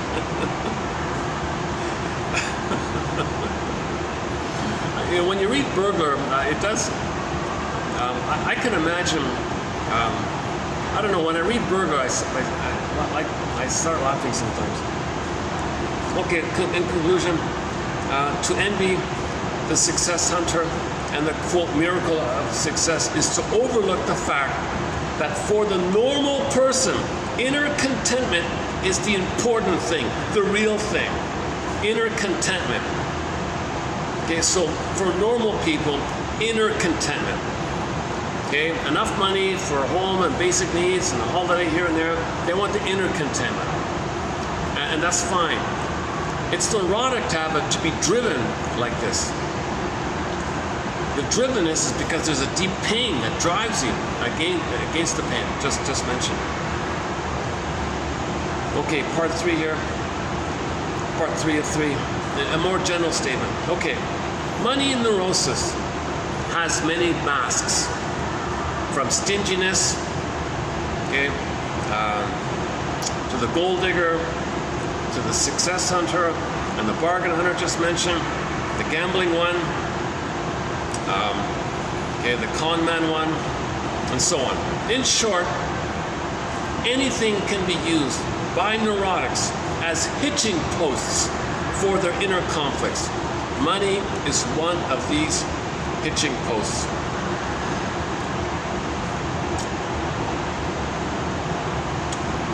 Okay, from another author here, quote, every neurosis seems to be, in a sense, similar to PTSD, in which the traumatic situation is repeated in an undisguised motor form. The neurosis. So she says here, neurosis is PTSD. I've never thought of in those kind of terms like that. That dysfunction and neurosis is PTSD. You're repeating. Remember trauma, you repeat. So we're all homo traumacus. We all have PTSD basically. I mean, 99, I don't know, most people have, I don't know what the numbers are, but most people seem to have PTSD. Birth trauma will do it. Jana talks a lot about a lot of babies being born with PTSD. Every neurosis seems to be, in a sense, similar to PTSD. neurosis is, in a sense, similar to PTSD, okay, in which the traumatic situation is repeated again and again in undisguised motor form. Well, that last part I didn't get here, okay. Okay, what do you think? So there it is there, okay. So go to, oh, we can read it here. I've got a read aloud function. Let's let the iPhone read it out. Maybe you'll hear it. Okay, let's let the iPhone read out what I just read here.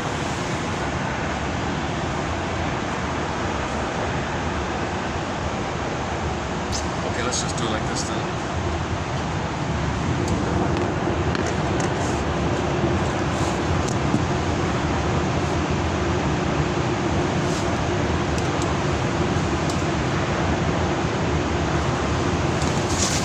Objects. Oh, hang on. The success hunter, driven by his inner need to provide alibis disproving. The success hunter, driven by his inner need to provide alibis. Okay, hold on. Again. Hold on a sec. Start again here. Okay, here we go. It begins with the phrase, the bargain hunter. Okay, here we go.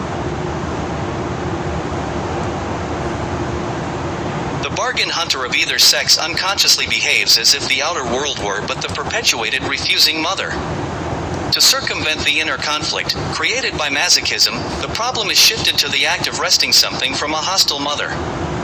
The bargaining spirit is simply defensive pseudo-aggression, unproductively used. A patient of mine once started out to buy her husband a cigarette lighter for his birthday and ended up with an umbrella. The husband had wanted the cigarette lighter and had no use for an umbrella, but the umbrella was a better bargain. Bargain hunting should not be confused with collecting. The former is indiscriminate in the choice of objects, the latter very specialized. The collector attaches an unconscious meaning to his specific predilection for specific objects.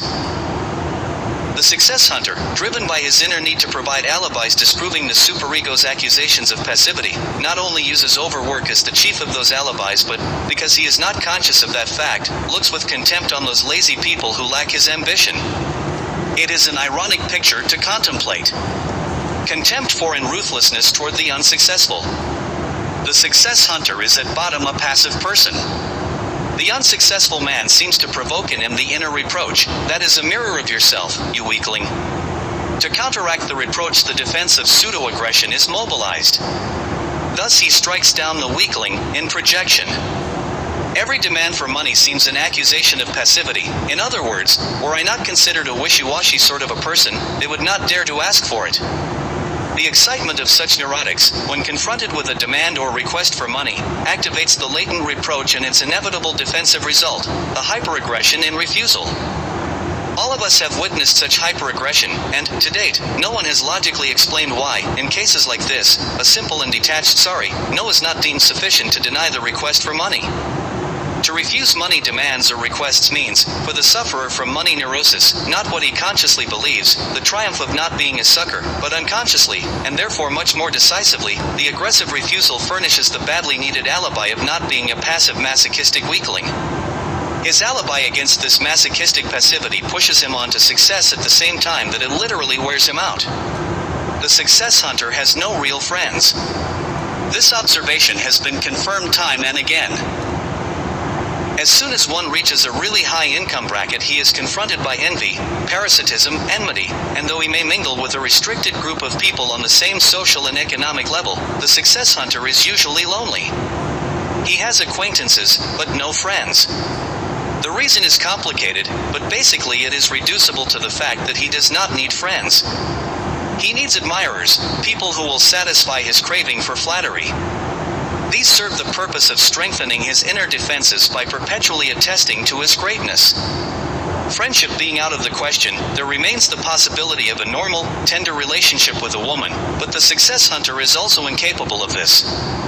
The inner passivity that may push him into marriage with a shrew, or cause him to surround himself with parasitic girlfriends, prevents his taking the normal course. Hidden depression, warded off with tempered megalomania and extensive air of importance.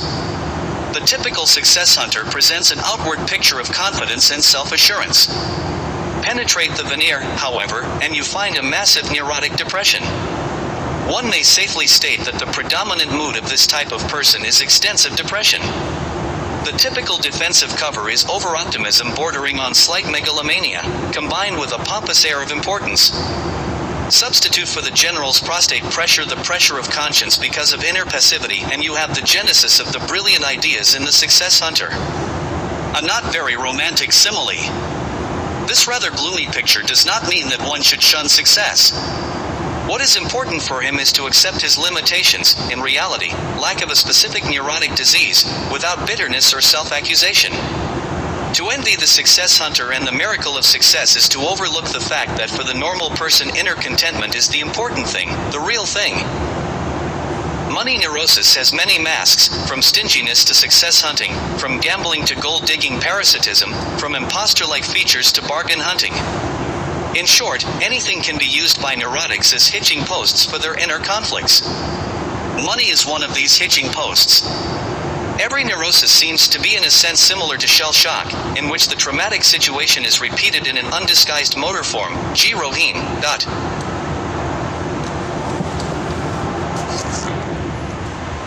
In a nutshell, the more sadistic somebody is, the more masochism there is underneath that they're trying to escape from. Like, the more sarcastic and cynical someone is,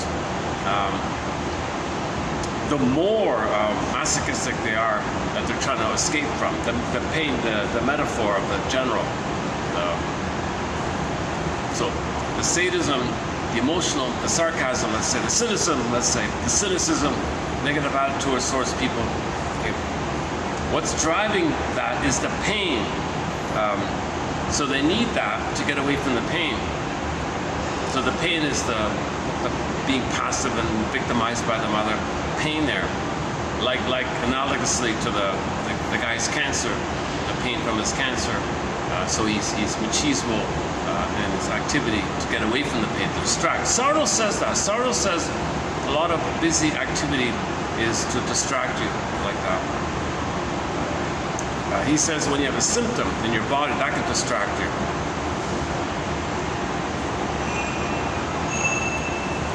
How did the audio come through with all this background noise here? Do you want to hear should we try the female version? We'll just leave it like that. Was that okay?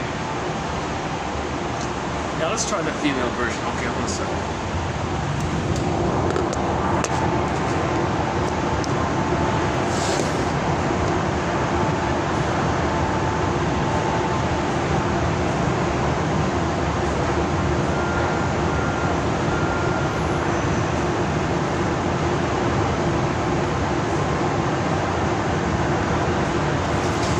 Try the female bird. Maybe her voice will get through more clearly. I'm not sure.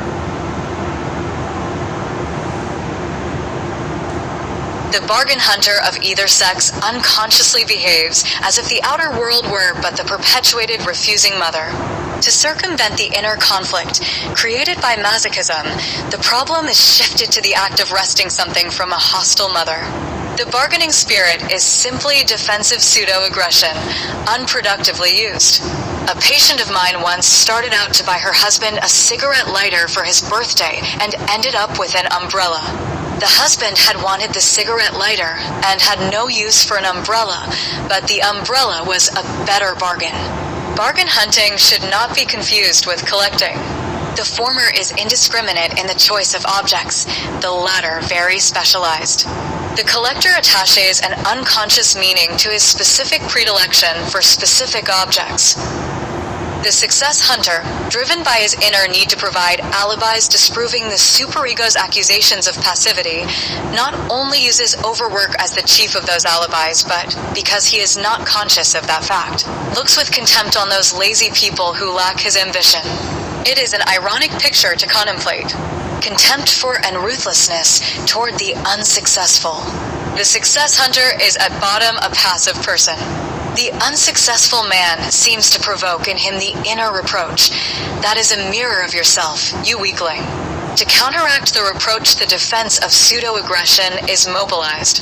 Thus he strikes down the weakling in projection. Every demand for money seems an accusation of passivity. In other words, were I not considered a wishy-washy sort of a person, they would not dare to ask for it. The excitement of such neurotics, when confronted with a demand or request for money, activates the latent reproach and its inevitable defensive result, the hyperaggression in refusal. All of us have witnessed such hyperaggression, and to date, no one has logically explained why, in cases like this, a simple and detached sorry no is not deemed sufficient to deny the request for money. To refuse money demands or requests means, for the sufferer from money neurosis, not what he consciously believes, the triumph of not being a sucker, but unconsciously, and therefore much more decisively. The aggressive refusal furnishes the badly needed alibi of not being a passive masochistic weakling. His alibi against this masochistic passivity pushes him on to success, at the same time that it literally wears him out. The success hunter has no real friends. This observation has been confirmed time and again. As soon as one reaches a really high income bracket, he is confronted by envy, parasitism, enmity, and though he may mingle with a restricted group of people on the same social and economic level, the success hunter is usually lonely. He has acquaintances, but no friends. The reason is complicated, but basically it is reducible to the fact that he does not need friends. He needs admirers, people who will satisfy his craving for flattery. These serve the purpose of strengthening his inner defenses by perpetually attesting to his greatness. Friendship being out of the question, there remains the possibility of a normal, tender relationship with a woman, but the success hunter is also incapable of this. The inner passivity that may push him into marriage with a shrew or cause him to surround himself with parasitic girlfriends prevents his taking the normal course. Hidden depression, warded off with tempered megalomania and extensive air of importance. The typical success hunter presents an outward picture of confidence and self-assurance. Penetrate the veneer, however, and you find a massive neurotic depression. One may safely state that the predominant mood of this type of person is extensive depression. The typical defensive cover is over-optimism bordering on slight megalomania, combined with a pompous air of importance. Substitute for the general's prostate pressure the pressure of conscience because of inner passivity, and you have the genesis of the brilliant ideas in the success hunter. A not very romantic simile. This rather gloomy picture does not mean that one should shun success. What is important for him is to accept his limitations, in reality, lack of a specific neurotic disease, without bitterness or self-accusation. To envy the success hunter and the miracle of success is to overlook the fact that for the normal person, inner contentment is the important thing, the real thing. Money neurosis has many masks, from stinginess to success hunting, from gambling to gold-digging parasitism, from imposter-like features to bargain hunting. In short, anything can be used by neurotics as hitching posts for their inner conflicts. Money is one of these hitching posts. Every neurosis seems to be in a sense similar to shell shock, in which the traumatic situation is repeated in an undisguised motor form. G. Rohim.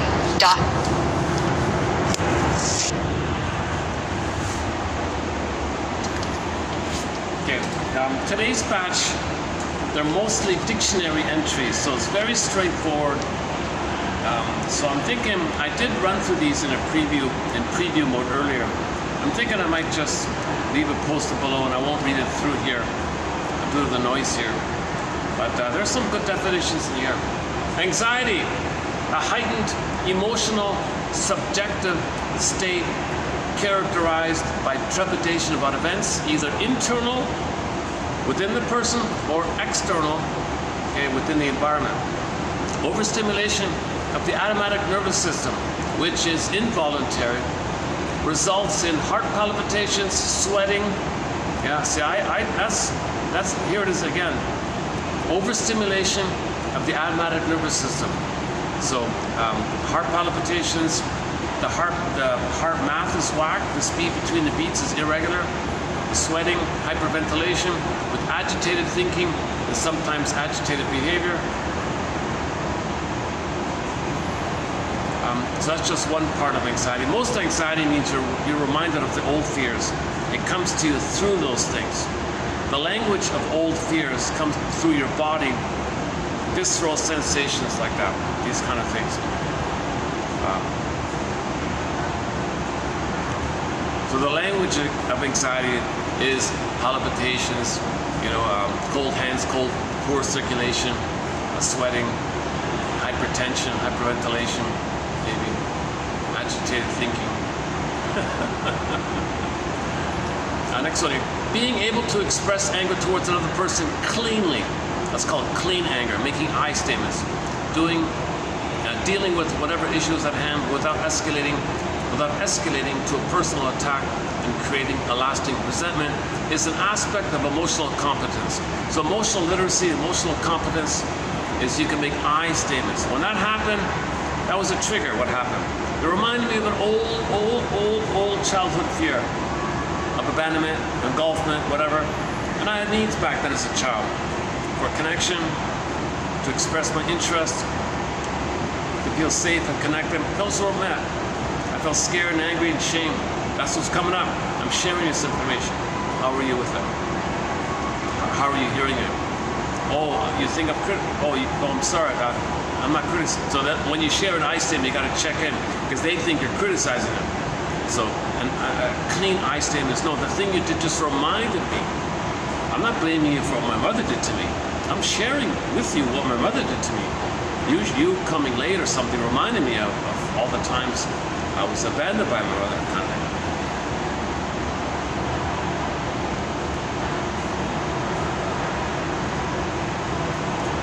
So notice the comparison I have at the moment is the Linda Ronstadt song mentioned earlier, you're no good, versus delirium, where, your anger is a shield for your sorrow. So anger comes from all the distress, which comes from needs not being met. Or as a shortcut, Mr. Rosenberg's famous line, anger is an expression of unmet needs. You can see him on YouTube, he keeps saying that. It's in his book as well. So when needs are not met, you feel distressed. That distress can go to the main three, fear, anger, shame, right? That can build up to the anger. So anger comes from the stress comes from needs not being met. Okay, so something in the present reminds you of something in the past. You share that past information to your friend. So you're trying to find your story. It's coming to your attention, and you want to carry witness. You might ask her, "How did you hear me say that?" I'd love some recognition, some validation. Would you mind? I'd love it if you could tell me what you thought you heard me say, maybe like that. That's sometimes like a demand on people, right? So Rosenberg's exercise is called OFNR. OFNR, an acronym. OFNR. The O is the observation. The observation is something that's a trigger. It brings you back to the past. Okay, feelings and needs. They're linked. Feelings and needs are linked. Okay, so when needs are met, you feel good. When needs are unmet, you feel distressed and all that. So you share that information. And then the request, so present, past, present. So the request is, I want to check with you in terms of how you're doing with my sharing like this. Because the listener might be triggered. So then they got to make an I statement. So this is clean stuff. You're sharing your vulnerability. Now the success hunter can't do it. They'll mock you. Oh, get over it. What's wrong with you? They'll attack you for that, right? They can't do it, right? That's why there's no friendship like that. Friendship, you gotta share your real feelings. Friendship is like you feel safe to get in touch with your vulnerable side. But the success hunter attacks that. So that's why they were friends, mentioned earlier. So that's called making I statements a little bit. One guy calls it clean anger, kind of like that. Eco-psychology is the name most often used to represent the synthesis of the psychological and the ecological. At present, it is more a line of inquiry than a single psychotherapeutic methodology. The central question that eco-psychology poses is, quote, how sane are we if we plunder the planet for a quick buck. Yeah, let's not do that. It's a 7.5. We have a 7.5-hour video on that question. Eco-psychology, socio-history, socio-psychology, the linking of the two. Ecology, psychology. Ecology is the environment. So that's sociological. History there. Economics. Transferring the money neurosis onto the planet. So there's psychology like that. So let's not do that one here. A felt sense forms at the border zone between conscious and unconscious. This is unclear at first. It's kind of vague like that. But nevertheless, there's some kind of bodily, it's experienced in the body. That what you're feeling in the body is kind of like that bridge, the border zone between the twilight zone, in between the two. The felt sense, you could say, is the one step beyond or something. Next step beyond, or the twilight zone.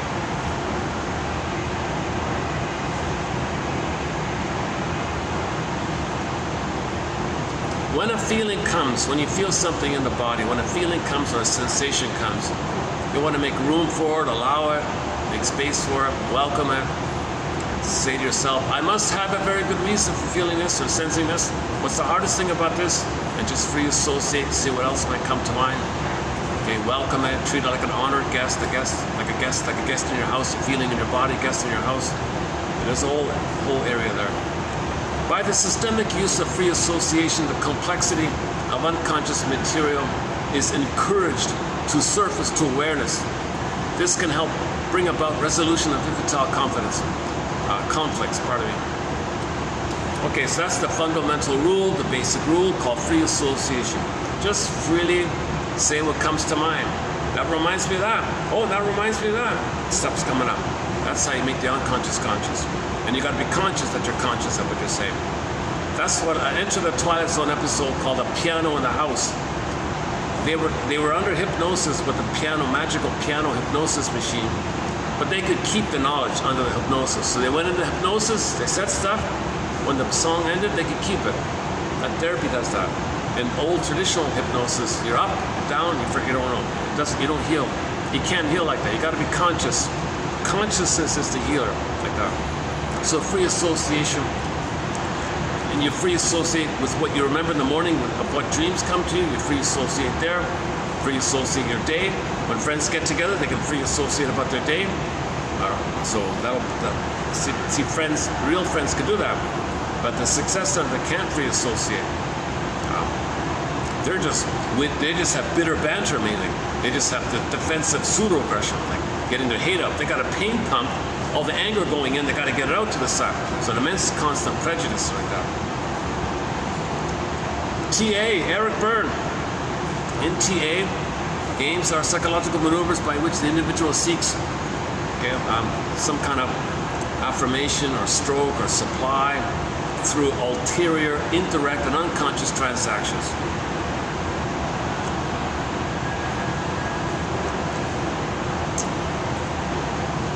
So you're trying to get the rigmarole of what happened with your mother all over again. Each person has learned through experience that asking for positive affirmations, recognition for existing, and doing okay in the world has resulted in rejection, ranging from minor to major. So has learned to be recognized negatively. It's like saying a bad press is better than no press. Games in this sense are called psychological games, a replay of strategies from childhood that may no longer be appropriate. We hold on to these strategies and play them out unconsciously as we perceive them to be the only way of getting our childhood psychological needs met, our transferency. So if the only time mother was nice to you is when you were in pain or something, maybe you interact with people and want to elicit people's sympathy. You know, that's one of the games. He's got a whole list of games in his book. Let's not do the Eric Byrne one here. That's a whole topic. It's a different kind of whole new vocabulary there.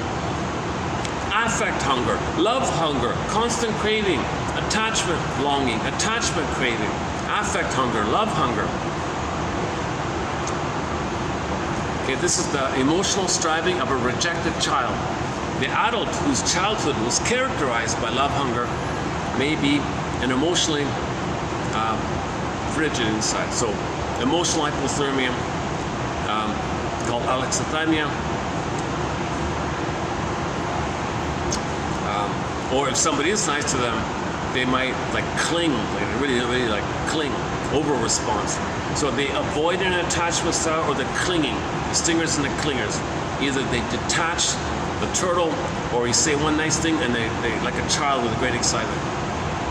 Complex, an emotionally charged constellation of ideas which may be either conscious or unconscious.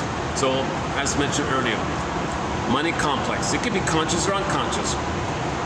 Jocasta complex, money complex.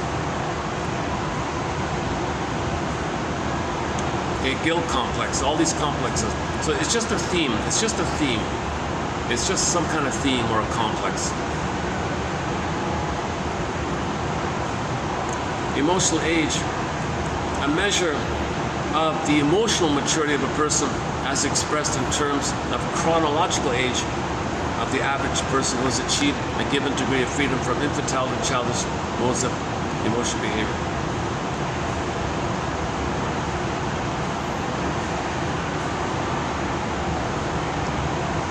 Okay, so we know there's very, very few people have a match between their chronological age and their emotional age.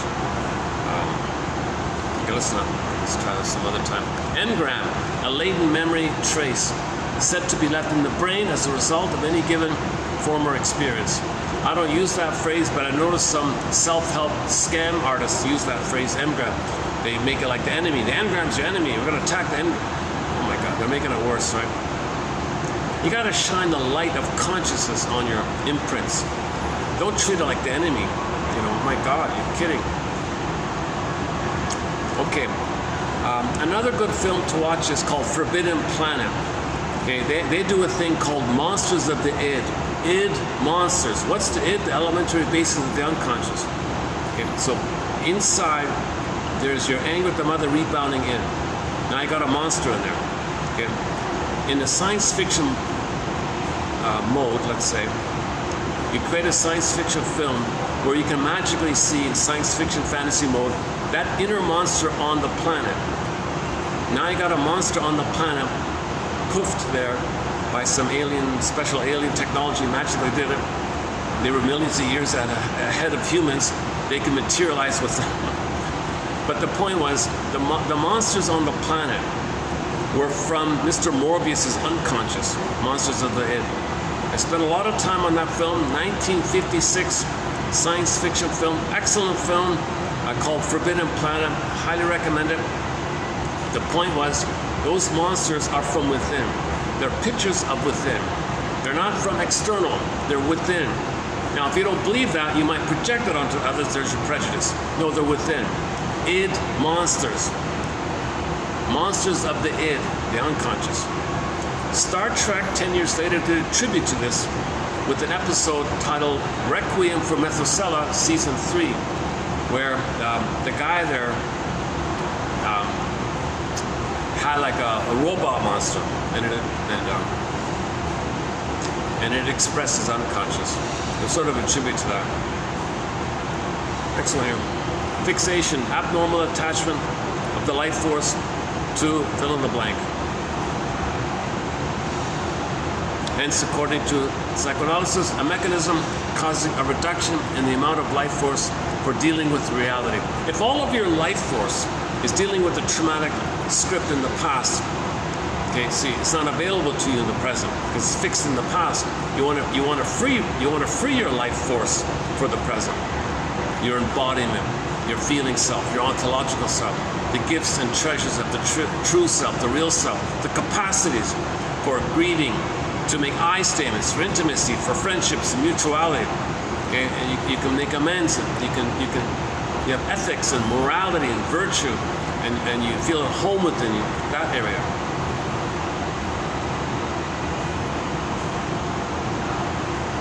Okay, long ago, now we say mental health, but long ago they said mental hygiene. And long ago, they would use the word integration. Integration connotes the well-organized personality. So you want to integrate what's the contents that's in the bag that you drag behind. You want to integrate. You want to reclaim it. It's like fishing. You go in there, pull up the fish, eat the fish. Pull up the rampion, the radish, the Rapunzel. Okay, the dwarves, the miners, they bring up the gold and re-own it. Psychological food, you accept it. Integrate, assimilate, believe it. Because that's parts of you that you're denying. You want to accept what you're denying. So own your projections. Okay, sometimes you project onto others, well, that belongs to you. Projection is the means of bringing repressed material to consciousness. That's integration, psychosynthesis, reclaiming what you're previously denying. Repetition compulsion, the unconscious tendency to repeat infantile patterns of behavior. Scapegoating, a device used by propagandists in which an other is cited as the reason for the frustrations of those to whom the propaganda is addressed. Okay, we spent a lot of time on prejudice recently. Selective perception, a tautological term, denoting the fact that every perceptual activity emphasizes one aspect of a situation to the neglect of others. Wandering speech. I can raise my hand on that one. Wandering speech. Failure to keep to the point, as in certain types. So you go off topic, irrelevant topics, chance associations. So if by chance there's some association to what I'm saying, I might go off on that topic, wandering speech.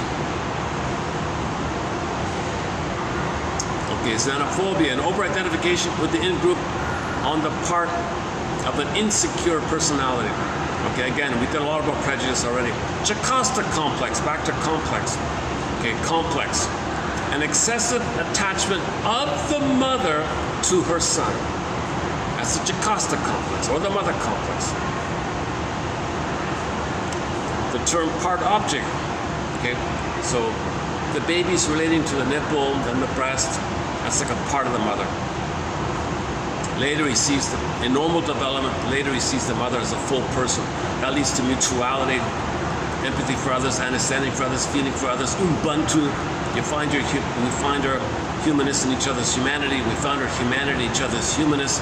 Thou to thou, person to person, human to human, all one family. Okay, Earth family, human family, recently discussed. Okay, last one here is from the TV show Next Step Beyond. Okay, let me skip it. This takes a long one here. Telepathy in its many forms. Telepathy in its many forms is the most common experience of the hundreds of thousands of recorded cases, of recorded case histories of psychic phenomena.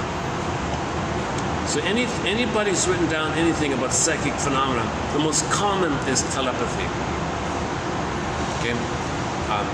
Your mind is trying to unburden itself. So someone else picks it up. Oh, I picked it up. His guilty conscience was projecting images into Carl's mind, unburdening itself of a guilt that was too heavy to bear.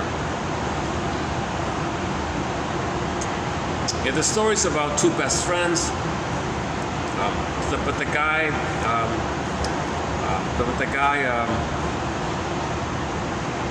slept with his friend's wife, and that very same guy, committed a crime against her, and his friend took the fall. This is so that talk of oh my God, right? Anyways, the victim of this was talking to him, and somehow there was a telepathy going on because the guilty guy was so heavy. There's so much going on in there, so much emotionality there. There's like a fusion going on, and he picked it up. So the better one is the one called Chad, the police officer. He had the ability to fuse briefly psyche, like a Spock thing. He could do like a Spock thing, right? So he could fuse a little bit and pick up what's in his unconscious. So witnesses who don't remember would talk to Chad, and he'd be in a trance a little bit. He'd be like fused a bit, and he'd see what they're seeing, and he'd draw it down. Is that it? Yes, that's it. How'd you know? Telepathy. So the most common occurrence of psychic case histories, they deal with telepathy. If people are close, husband or wife, they may pick up each other's stuff. Therefore, it is likely that each of us, at some time or another, has, at some time or another, taken or will take that next step beyond. Okay, the episode is called The Confession. Yeah, gruesome episode. But his line there about that was, I thought, pretty good. Telepathy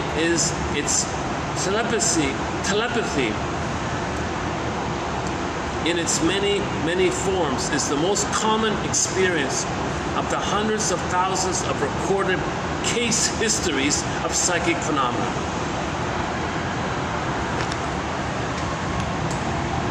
Still raining? No, still raining. Still raining.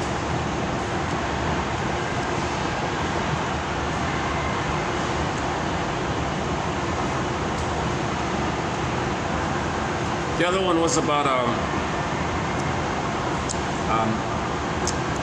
somebody passed away in a room under the stress. They fused symbiotic with the walls. His consciousness went into the walls. Somebody entered the room because they had a commonality there. They picked up the consciousness of the walls, if the walls could speak, not in a different way. So the second person picked up the thoughts of the first person. So that second person picked up all this stuff. Where's this coming from? So that's a kind of a telepathy like that.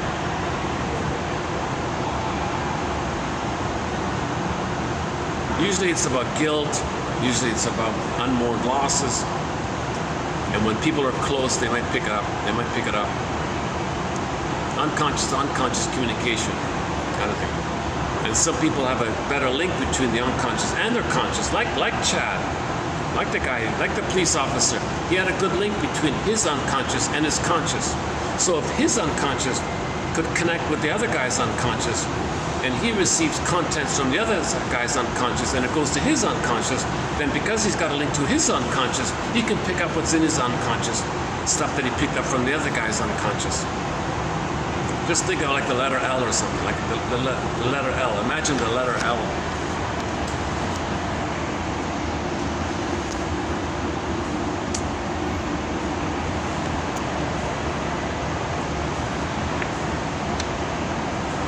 Okay, this phrase, devil's advocate.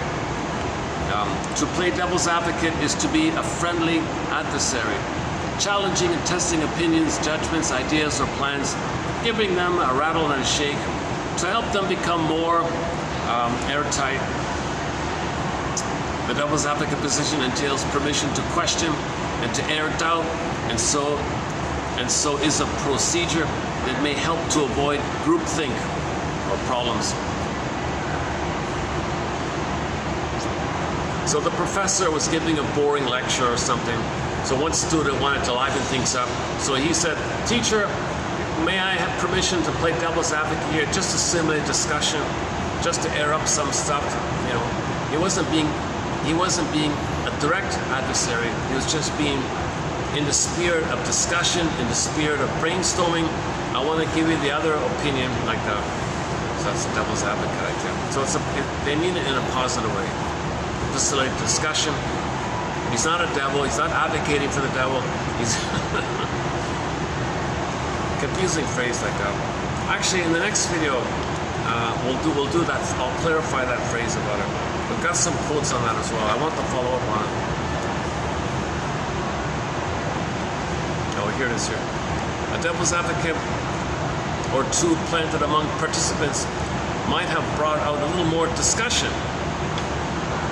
In fact, the moderator might play devil's advocate by suggesting reasons for a different category than the one suggested in order to push the discussion along.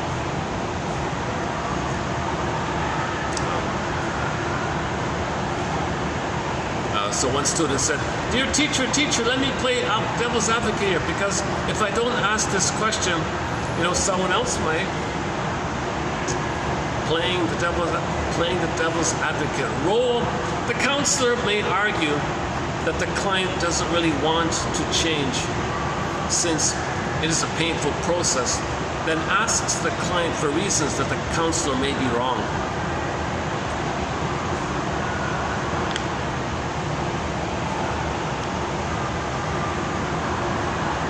So you don't want to heal, you don't want to get better? Yes, I do. Yeah, come on.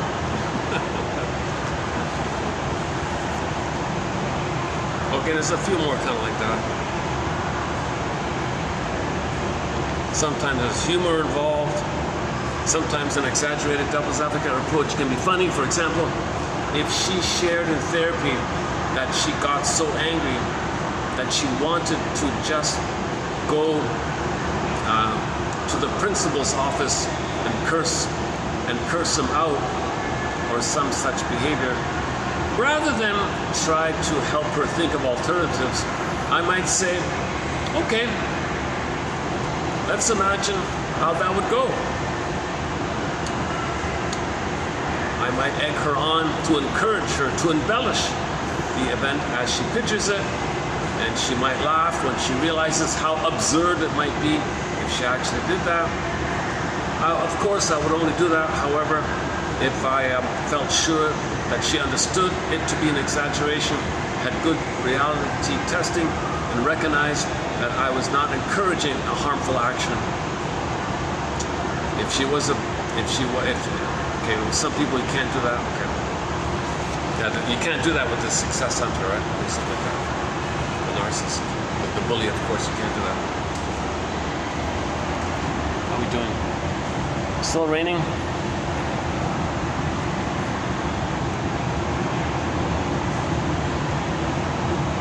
Oh, it's still raining, yeah.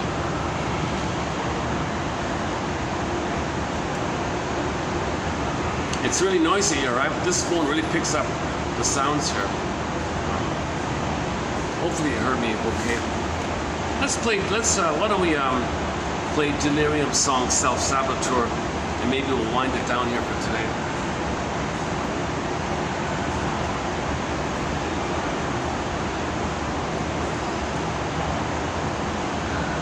So in this video, we did a preview of 3071 from Edmund Berger's book, Money and the Emotional Complex. We talked about the bargain hunter and the success hunter. I thought that was interesting. And below, for this video, we ran through some of the dictionary entries here. And in the next video, we'll pick up on the phrase devil's advocate. A little confusing kind of phrase. It just means you want to role play the voice of what you don't want to hear in the spirit of helping you bring up your blind spots so you're stronger and you're better off for it. So it's contained in that kind of way like that. Still raining? Yeah, it's still raining.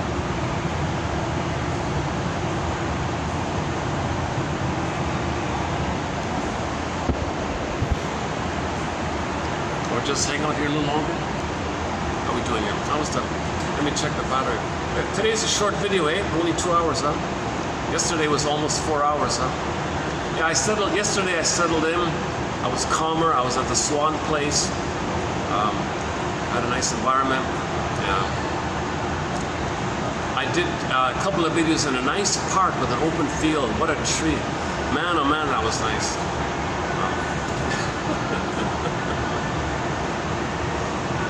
That's the one with the crocodiles.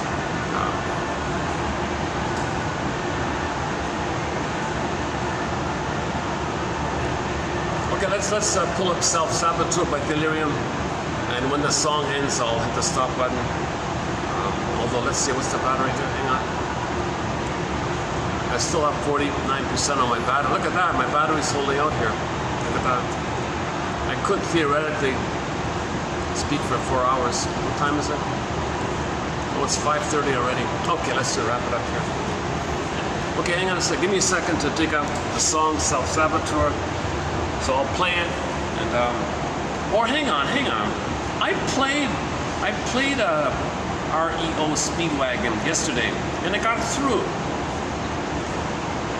Should we play another one?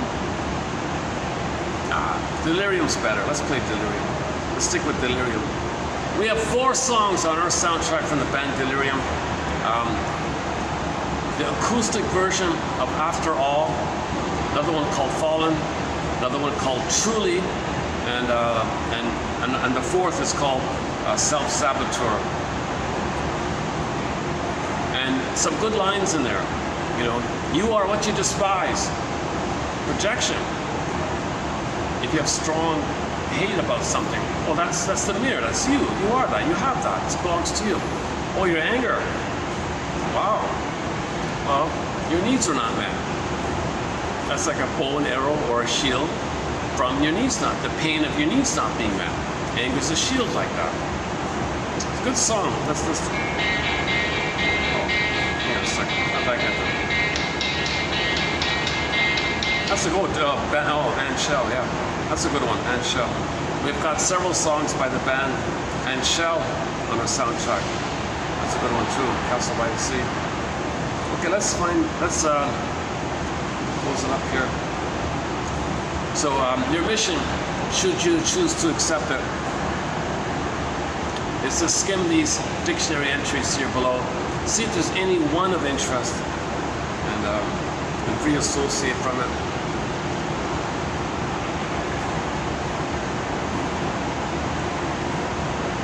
Well, here we go. All right, thanks very much.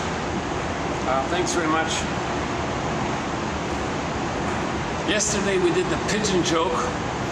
I don't have any new jokes here, so we'll just wrap it up with the song. And once again, when the song ends, I'll hit the stop button. So yeah, once again, thanks very much.